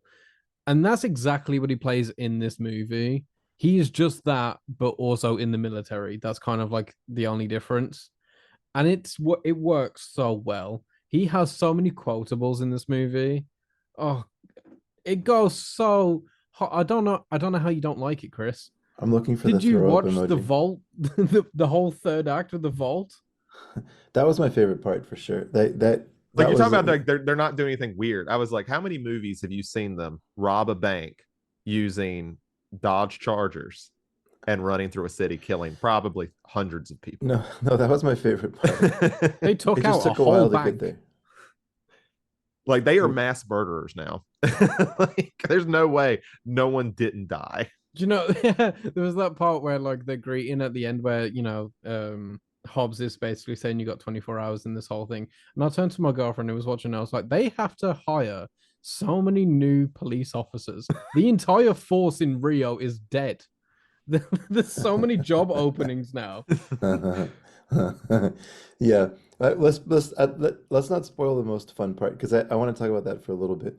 But like for me, the tonal shift in the movie is what I didn't like. So we went from this like weird kind of loose, unstructured, like let's have a fun movie with some races in it, to now all of a sudden it's just like a generic action movie. And like it's just about two big egos going against each other and like trying to outdo each other with little quips. And if that's done in like a low budget sense, typically I'll be a little bit more favorable to it, like more of like a Vinegar Syndrome title. This kind of plot is like all over that, but it doesn't have that like I'm gonna use a term and I'm not gonna like myself for using it. I'm just trying to think of a better one, so forgive me for sounding like a douchebag. But it has that toxic masculinity throughout this movie that I just like don't resonate with. It doesn't like if it's done tongue in cheek, I'm kind of in. But if it's done like not tongue in cheek, where it's trying to like go for that, I don't like it. I know it's a weird difference, but like for me, this is just no one taking themselves seriously. I was unfortunate to watch the behind the scenes like gag reel, and Dwayne Johnson comes off like the biggest dick ever. It's Like because he is. they have to But put he oil on is, his and I think that's why it works. I guess so. Like they have to put oil on his arms, and and granted, the dude's ripped, right? And there's like some 20-year-old woman standing by, and he's like, "What? You don't want to touch heaven?" And she looks at him, and she goes, No." I don't know, like even still, that makes me that makes me like him a bit more. Oh God, what an It's just asshole! I hate that something guy. so funny about that. Like he's See, so glistening all the time. Yeah. see, this is you're coming across like a bit of an elitist here, Chris, when you say this stuff, because to me it sounds like if this film was made for 500K and it was directed by John Stewart of Action USA, Hell yeah, good reference. you'd be like, fuck yeah, this is the best film of all fucking time, even if they didn't change a single thing. It just seems like you just don't like it just because it was just because it's Fast and I think Furious. you just don't like The Rock because when I was listening to the first episode you guys did about this, I remember you saying something about that, saying like about the whole Black Adam thing, and you just kind of don't like how he is as a person. And as soon as you said that, I was like, man, he's gonna hate all the movies with The Rock in it. Well, see, it's helpful that The Rock is kind of the antagonist in this. Like, despite being the man on the right side of the law, he is the antagonist of this movie. Yeah, he's Old Testament. Well, he's like, secondary antagonist, I guess, behind the Generic, murdering generic drug Rio lord. man. Yeah, exactly. The third generic South American drug lord of this series. But yeah, I hate The Rock, and I had a fun time. I suppose the only thing I will say about this movie, it maybe is a little bit too long. I knew it was over an hour 45. I was like, that's gonna be Yeah, but Adam's like critique. there It's over. wasn't. But this is the thing. I don't know if there was enough meat on the bone for it to justify it. Like I don't mind. Like you guys know me, I don't mind a 2 hour movie if it's full. Yeah, I don't think this needed to be, as long as it was. I don't. I think it was a little bit too long. I do think Um, the Vince stuff you can completely cut, like him coming yeah. back and stuff. It's just really not. There's nothing to it. Like, And that does take up like 10 or 15 minutes. Yeah, Yeah, why I was he feel like brought back? I mean, I this mean, is basically the Avengers for Fast and I Furious. was gonna say Yeah, I mean there's such a this is funny what scene like when they're doing the whole train job in the beginning, and they keep teasing Dom as if he wasn't in the last movie. Like this isn't like crazy. Like we just saw him, Yeah. but and then they open like the fucking side of the train blows off, and then you see him.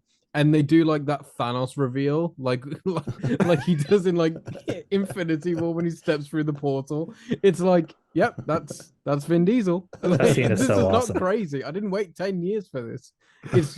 It's just Vin Diesel.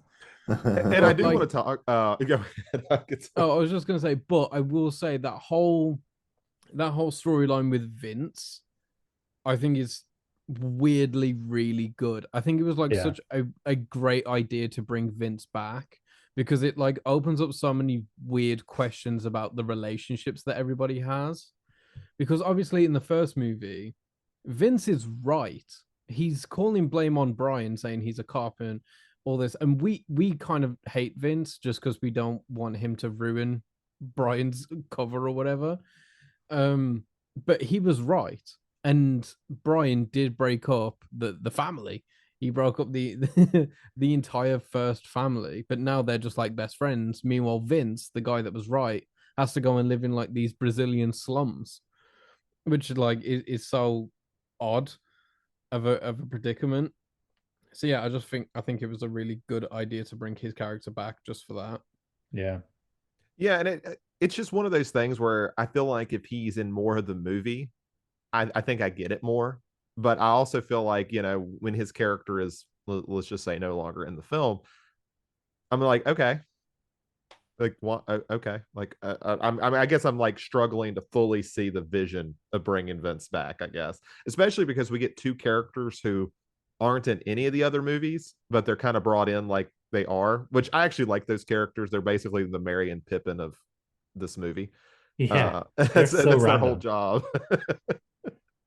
um, but yeah, it's because they did that whole thing where they're like, we'll need this, and you just see these two guys, and I was like, who are they supposed to be? And then they show them. I was like, they weren't in the other movies, right? I didn't just completely forget these two guys like randomly. Oh, yeah, no, they were in Fast and Furious. They were in the opening thing. You're on about Tigo, Holy Calderon, I shit! I think his just name watched that is, movie right and I before, and I can't don't remember remember that. the other guy's name, but they're like not actors. Okay, They're actually like more popular artists, like singers and rappers, like interesting. Spanish Oh, singers there's and okay. rappers. Yeah, so that was like kind of like I said, the first movie had Ja Rule, and then the second Ludacris, and then we had Bow Wow. So like them having that cameo in Fast and Furious at the beginning was like that film kind of trying to keep up tradition. But they were just using Spanish artists instead. But then they just Interesting. kind of keep around for Okay, for fair the fair rest of the enough. I movie. did So not yeah, recognize them. I was just like, oh, these are just new characters that yeah, they they're just not like in it a massive amount. They're in just that opening job with Han. yeah. And I just want to note, this is completely off topic. I'm going to annoy the shit out of my girlfriend while we watch these together because every time Ludacris starts talking about something, I'm like, man, that's ludicrous. And Yeah, I just want one of them to say it. I was like, I'll stop saying it as long as one of them says it, like either him or Tyrese. I would, yeah, I feel like I need to point out as well. Ludacris is my favorite rapper. I've I've been a fan of Ludacris since I was like 9 years old when my brother gave me a CD of like word of mouth. I love Ludacris, and I feel like that's what endears me so much to many of these movies. Anything that he says makes me giddy. He could have the worst line in the movie, and I'm still like, yeah, man, that's ludicrous, bro. Ludacris is So very like, likable. He's a very Yeah, yeah, likable. he is. He has a way of delivering really corny dialogue just very, very well. But also like, I know this is kind of off topic, but it's on topic. That's kind of a skill that he carries over because Ludacris as a rapper was always like, if you read his lyrics, they're very dumb. Like they're very corny, and if anyone else said them, they would probably get zero respect half the time. Like there's so many dad jokes, but like when he says them, they just instantly have like a charm, and they're instantly kind of cool. And he has that exact same flavor in these movies. You know, him and Tyrese become the guys that just say the funny thing. And yeah, I think Ludacris just transforms really idiotic dialogue really well. And I think this is the first movie where we get Tyrese summing up what they're doing just so the audience is not lost. Like, I think that becomes his job from the little bit I've seen beyond this. It's That's just what we Ludacris telling needed. you what happens. That's what we needed in the last film. Because I didn't know what the fuck was happening. Like, I need Tyrese just to tell me what's happening in Yeah. the simplest way. And can I just say, by the way, this is like, okay, so like I said, everyone in this movie in these movies have like a role, and they just are that role then forever. Brian's the street racer, so is Dom, but Dom's also the muscle, and there's this whole thing. But Ludacris becomes like this tech genius, but like it doesn't make any sense. Like, if you just watch Too Fast, Too Furious, he's just a ex street racer who organizes street races. Yeah, That's like his I whole was, thing. I was confused on that point. Yeah, he has nothing to do with tech, but like And they did suddenly like, I he's did just things like a before wizard. you. And then like when he names the vault just by Yeah. seeing it, and then like lists all its features, Yeah. they're like, how do you know that? And he's like, I had a life before you knew me. And you're like, well, you can't have had that much of a life. You were like 27 in that movie. Like, what were you doing? Like, the only person who can say that in these movies is Han. Like, I have Yes. murdered a dude. I have been a True. part of that. Like, That's true. We've seen it. No, actually, I just want to, before we move on from Ludacris, I want to back up what you're saying, Krit. We disagreed a lot on the best year of film episode, but I'm liking all your takes so far today. I think Ludacris is one of the best actors in the franchise. Like he does his role the best. Mhm. Like, he's just so damn charming. Like, Too Fast and the Furious, Too Fast, Too Furious, whatever. He was probably my favorite character. And then in this one, he just, I don't know, like, I don't, yeah, like you said, I don't know if his writing is necessarily good, but that's not his fault. Chris Morgan can't write his way out of a, paper bag or whatever. dude, But he's only 5. Give him a break. Jesus. that's such a great video you sent. Why? Um, Chris Morgan's probably sitting down somewhere going, what do you say fuck me for? No, these are Chris Morgan's movies as much as they are Justin Lin's. He doesn't get a That's true. pass. The dialogue is all his fault. But Ludacris carries it off with such a sincerity that it doesn't hurt me to watch it. Like, every time, you're right. I think I just don't like The Rock, because every time he talks, I'm like, fuck me. I Stop. do think The Rock is pretty funny in this movie, though. The Like, Rock is absolutely hilarious in this movie. like that, he goes like this thing where he's almost doing a Southern accent. Like, he's like that. He's oh trying yeah, to no, do he something. absolutely does. And then there's that part where he's like, "Do you want the good news or bad news?" Like, "I always Oh. want my dessert first." I'm like, "What the fuck?" Yeah, everything he says is just so good. You know, I like my dessert first, and then like He's he almost- does stuff the whole thing, and he's like, "No, give me the damn veggies." It's so good. He's almost like trying to like emulate Orly Ermy. Like Well, I will give you this fact, Adam, because I looked it up, and I think you'll be Okay. amazed about this. Originally, Tommy Lee Jones was going to be Hobbs. you know what? That fits so fucking well. That Tommy Lee does Jones fit. would fucking kill this movie. Holy shit. Tommy know Lee what's actually Jones would funny? kill it. There's that moment where like Hobbs is first chasing down Dom, and he breaks through that window, and he's like chasing him behind, like in the favelas. Yeah. And one, that is absolutely terrifying. Like, imagine you're running away from what you just think are like militia soldiers or whatever, and then you turn around and Dwayne Johnson is hurling himself through building walls to come and kill you. That is one terrifying. But also, imagining Tommy Lee Jones doing that is fucking hilarious. No, I'm obsessed with the idea of Tommy Lee Jones being in this movie, because I can just imagine like that thing he does in The Fugitive where he's like, I want you to search every warehouse, farmhouse, hen house, and outhouse. Like, want you to find fucking Dominic Toretto. He is our fugitive. I'm Honestly, obsessed yeah, with the it idea of weirdly Tommy Lee works. Jones. Yeah. It works so good. If you just take Tommy Lee Jones from The Fugitive and put him in this movie, he would fucking kill it. And it's and I wonder if that's what The Rock is like trying to do, like get that weird Texas like cadence or something. That's He exactly does what he sound is. Southern. Yeah, that's And I know exactly he's what he's trying trying it to do because now. I notice it. And those are not things I normally notice. So, like, if I notice it, he's definitely trying to do it. But yeah, I mean, I like The Rock in here, but yeah, when I read that Tommy Lee Jones was a bit like he'd be so cool in this role. I'm sure it'd be a different type of role though. Like I don't. As funny as it would be for him to like hurl himself through a window, I I was don't gonna think they'd have say, that. I don't anticipate him and Vin Diesel having a fucking That punch up. massive fist fight where they throw each Yeah. other through about 7 walls. Like Yeah, we I could don't have imagine Vin that Diesel beat up happens. an elderly man. Like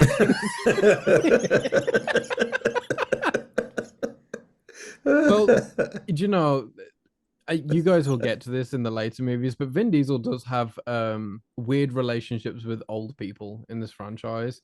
He has like a weird romance kind of relationship with like Helen Mirren. So what the it fuck? wouldn't, yeah, you'll get Based. there. You'll Valid get and based. Seriously, that's a dream So for all of us.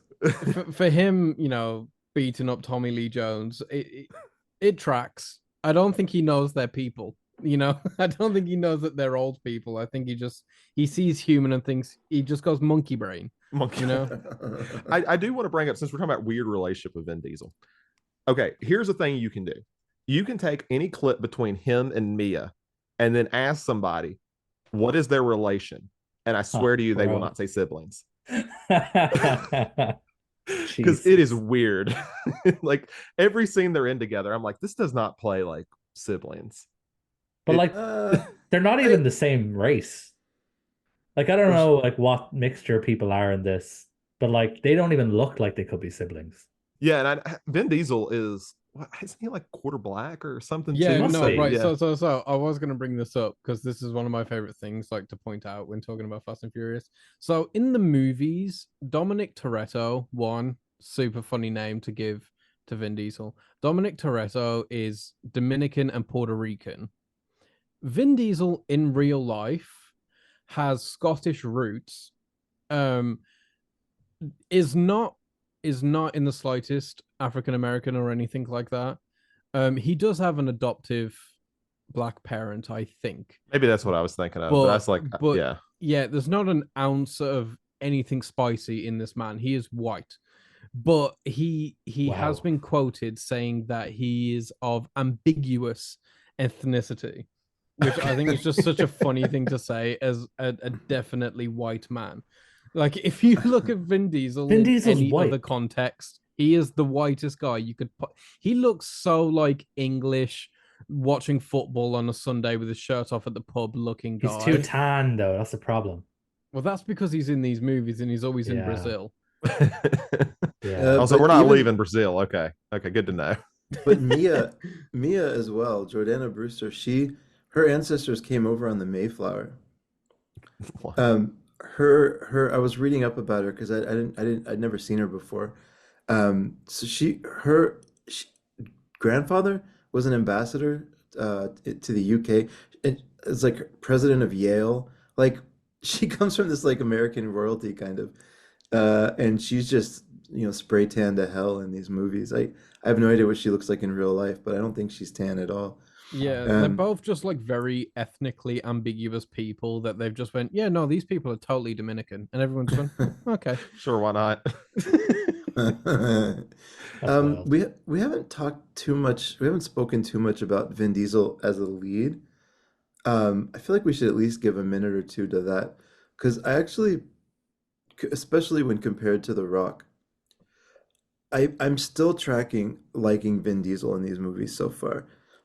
I think I see I just happen to have seen that one recent one where he goes off the charts with ego, but I think he's still kind of tracking with like somebody who's kind of fun and like as narcissistic as he is, he like these movies aren't fully about him, I think. Like I think that's starting to change in five, but I think he does a good job as the lead in these films. Like I, I can tell what, like he just seems to carry the right tone, I think, where like he's somehow believable as that guy that you don't fuck with, right? And he kind of like if shit goes down, like he's gonna figure out a way out of it, kind of thing.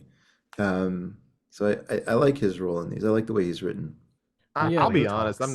I'm not a Dom person. I really don't like him. Like I kind of like him more in one because he's almost like this maybe antagonist of what's going on and stuff like that. Mhm, So I mhm. kind of like him in that role. But when he's like the leader, he's basically the Tony Stark of the Fast and Furious series. I'm just like, I don't buy it. It does not work for me. This is just a cult. Yeah. I think it works for me, but when I watch these movies, I am mostly watching them for the side characters more than anything. Like the side characters are kind of what make this for me. You know, I love Ludacris in these movies. I love Han in these movies. Later on, you know, you get John Cena in these movies, who's really fun. I Wait, really love what? Hobbs. Yeah, yeah, you get Nobody John told Cena. nobody told me that we were going to be seeing John Cena in these Oh movies. wait, Well, you oh, never see John Cena. do Yep. I? That's so true. Yeah. On Okay, no, I can't say just simply because I don't remember if it's a spoiler or not, so I won't say. Yeah, don't spoil Okay. anything No, because no, no, we're all I going in won't, this I won't, I blind won't. now. But just on the topic of like ambiguous people and their like relationships or whatever to each other, John Cena also has a part to play in all of that, which I think is very funny in retrospect in this conversation. Anyway, Yeah. yeah, Nice. later on you have that. You have Jason Statham come in, who's phenomenally fun. So yeah, I don't like come into these movies really thinking of them as Vin Diesel movies because he's kind of the parts that I remember the least, other than when he's doing incredible superhuman feats. So Yeah. basically, he's the vehicle for what's going on. Yeah, Okay. absolutely. Yeah, I mean, he has like a massive part to play in Fate of the Furious, but I also think that is when his character is the most tolerable outside of maybe the first movie. Hmm. So there is also that. Yeah. I think it's the one thing I will y'all are making me reconsider my opinion on this movie because I mean I guess you're right. Good. If I were to think about the dialogue said by somebody other than The Rock, I would probably laugh at it. Um I don't know. I have to think about that. Do you But know? Sorry, I just wanted to say as well no, quickly tell me. before we move on from Dom. I think Vin Diesel is the opposite of Ludacris, like in the sense that Ludacris is an actor that like knows exactly what kind of movies these are. So, you know, Yeah. he plays up to that and we've established he kind of gets it more than anyone and that's why he's really fun. Yeah. Whereas I think Vin Diesel doesn't get it at all, and that is also why it's excessively fun. Like he's playing this as possibly straight as he could. Like Yeah. he does think these are Shakespearean. You Right. know, like he thinks this is They are. genuinely, unironically, the greatest franchise ever made. And he is playing it so seriously all the time, just the complete opposite of Ludacris. And I think they both work for exactly those reasons. Yeah. Yeah. I I love the way think I love the way Vin Diesel talks. I live my life quarter mile. Yeah, that one moment. Oh man, that line reading he has when Brian asks him, what do you remember about your father? And then he lists all these things, and then he ends that whole speech with, I remember everything about my father. Like he doesn't really like pronounce any word in that sentence. It's one of my favorite line readings he ever does in any It's like movie. It's every amazing. syllable is pronounced like Yeah, it's all vowels. I'm just looking at the cast list for later movies. Zach, did you know Kurt Russell's in these movies? What the fuck? Oh I did yeah, not. Kurt That's Russell comes into these movies. sweet. Kurt Russell I am is so already fun. excited if Kurt Russell's coming in. Oh yeah, these Yeah. movies get like so much fun with the side characters. The cast in some of these movies are crazy. Brie Larson sold. Oh, she's the new Kirsten Dunst. I don't get the appeal. Oh God, we're going back to Kirsten. Oh god. Why are you so obsessed with Kirsten Dunst? No, I'm saying Brie Larson. You brought it up. You brought I up Brie didn't bring up- Larson. You I brought up didn't- I Kirsten didn't bring up Dunst. I know you. You brought up this thing I just brought up to hate. What are you talking about?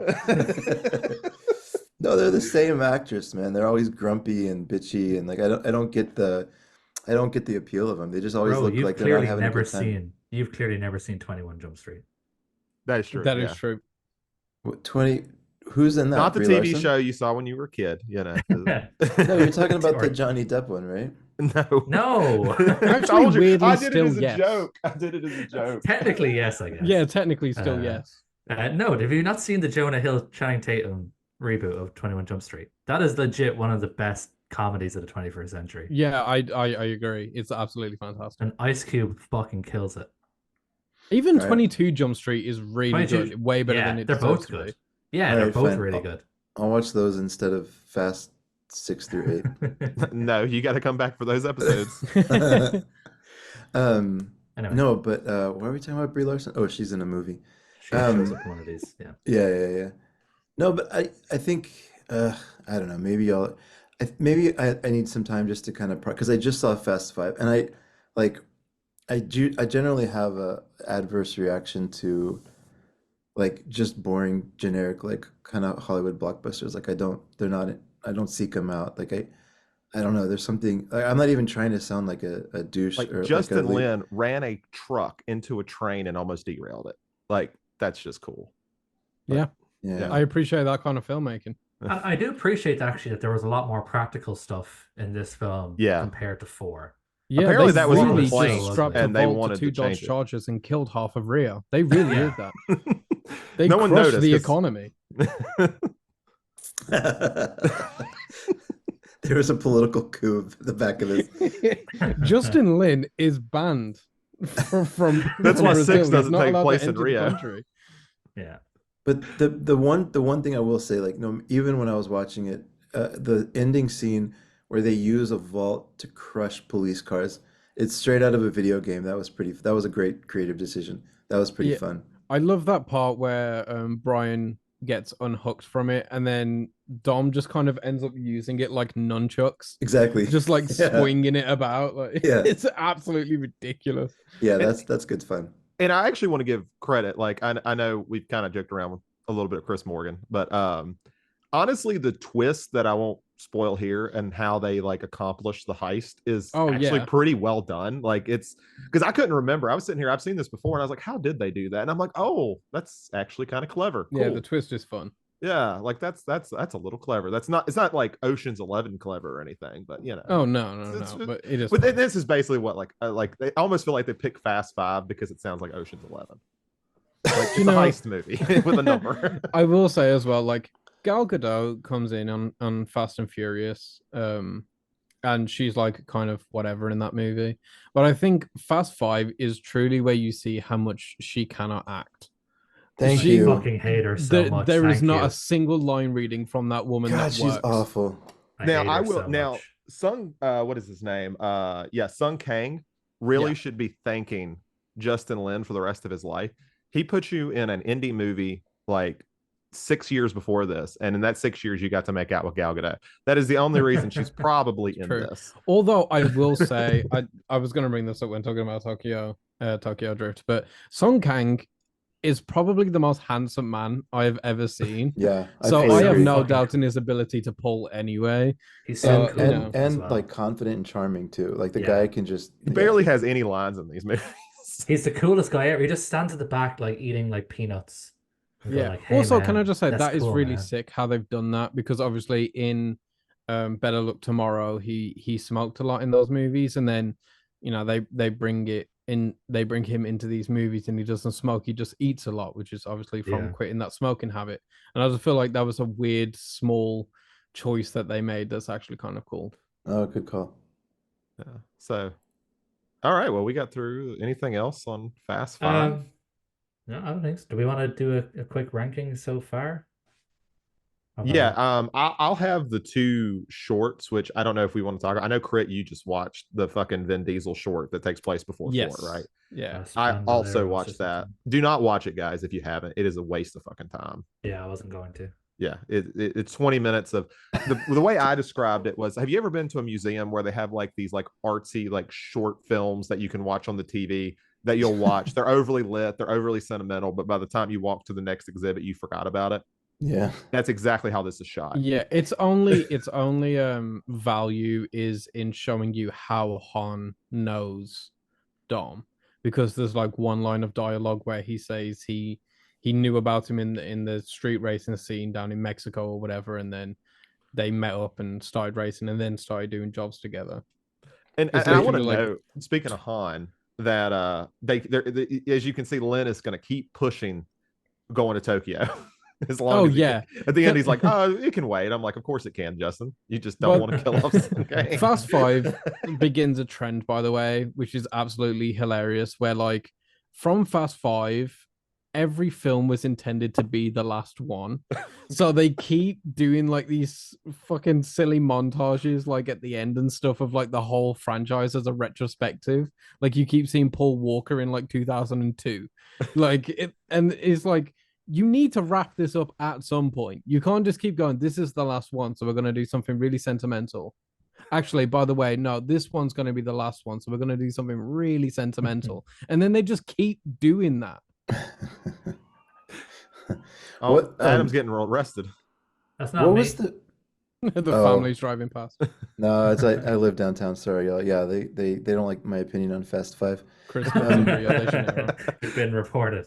What Anyway, was are we the- ranking these movies or what? Yeah, let's rank them. Let me pull mine up. I'll go first. So F2 Tokyo Drift are pretty much on par for me. That's my favorite. So Too Fast and Furious, Tokyo Drift, and then Fast Five, and then the first film, The Fast and the Furious, and then four. And four is like way like if there's worse films than four in this franchise, then fuck me. We are in for a long ride. Yeah. Mine's that's my not too different, so I'll just put mine. Mine is Tokyo Drift is first, Too Fast, Too Furious, Fast Five. So we're pretty close on the top three. Just for this, I'll put Better Luck Tomorrow, and then The Fast and the Furious, and then Fast and Furious. And it's Yeah. like a big gap between The Fast and the Furious and Fast and Furious. So Yeah. I'll go next if it's okay, Krit, because I think your opinion probably matters the most. I'd like people to hear that as Oh, the final I as wouldn't the go that final far, thing. but sure. It's tough. I think Better Luck Tomorrow probably still number one. I mean, it's like a real movie and it's made really well. Then Tokyo Drift, Too Fast, Too Furious, the first, The Fast and the Furious. Then number four, then number five. That's insane to me. That number You five are spot is you are an insane. unhinged individual. Wait, Better Luck Tomorrow's like your top? Like the So best one? far, yeah. That's because Chris is an elitist and he's like, this is a real movie. So it goes number one. And honestly, I kind of figured that. Like anything else, I was like, yeah, this is a Chris movie. Okay, right. So, of course, I've seen them all. So, would you like me to just rank what you That might guys be have kind of seen? fun, Yeah. like to see where you're at. So kind of like maybe prepare us. Yeah, what? So, do you want me to do No, all of don't them? rank them all. No, Oh, don't yeah, rank them all. okay. Don't rank them all. Okay, Just the just the ones ones that we've seen so far. Cool. Okay, so from top to bottom, we have Too Fast, Too Furious. The next is The Fast and the Furious Tokyo Drift. But both of those to me are like 10 out of 10 movies. I'm in love with them, so they could go either way depending on the day. So Too Fast, Too Furious, Tokyo Drift, Fast Five, The Fast and the Furious, Better Luck Tomorrow, and then a couple notches down, Fast and Furious. So basically, Chris was the only one with a super unique take. Because Yeah. me, Adam, Chris had pretty much like very similar rankings. Like I said, That- like the later movies are where like everything becomes very bombastic and very silly.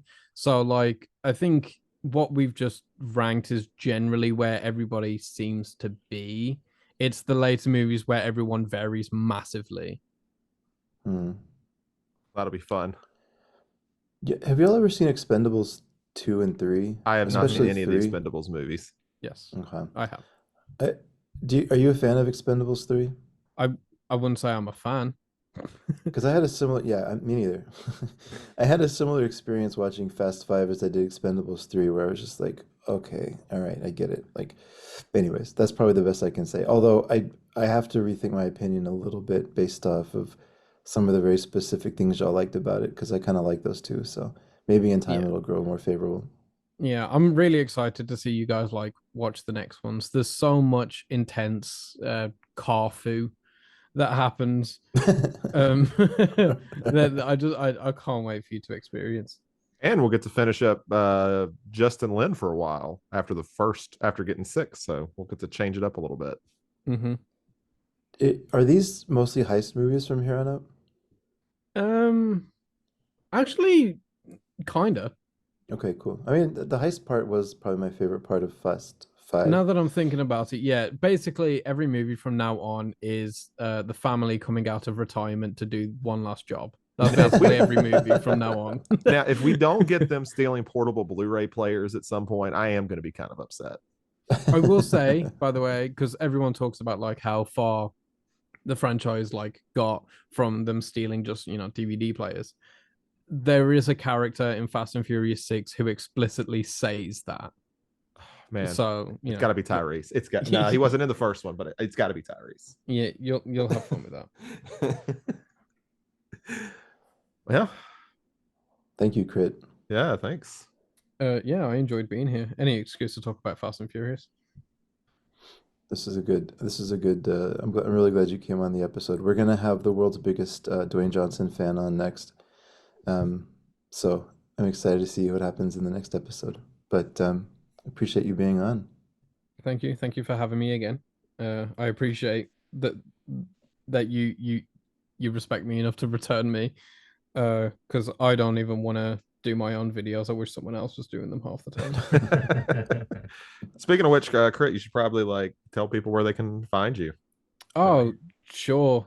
You can find me on YouTube with Krit Pick Productions. I have a tier list of the Fast and Furious movies if you care. I don't think I agree with it anymore, but still watch it because it gives me money. And yeah, I make videos every Sunday. Nice. I'll put all the links into the description if you want to check that out. Cool. All right. Thank Well, you, guys. Adam, we don't need to do the whole thing about spoiling what we're going to do next, right? I think it's pretty obvious what we're going to do it's next. pretty obvious. Yeah, 5, 6, and 8. 6, 7, and 8, right? Yeah. Oh yeah, sorry, 6, 7, and 8. Yeah. It's the last episode's where it gets a little weird because we got spin off. Yeah. All right, cool. Well, all right. See y'all online. Thanks.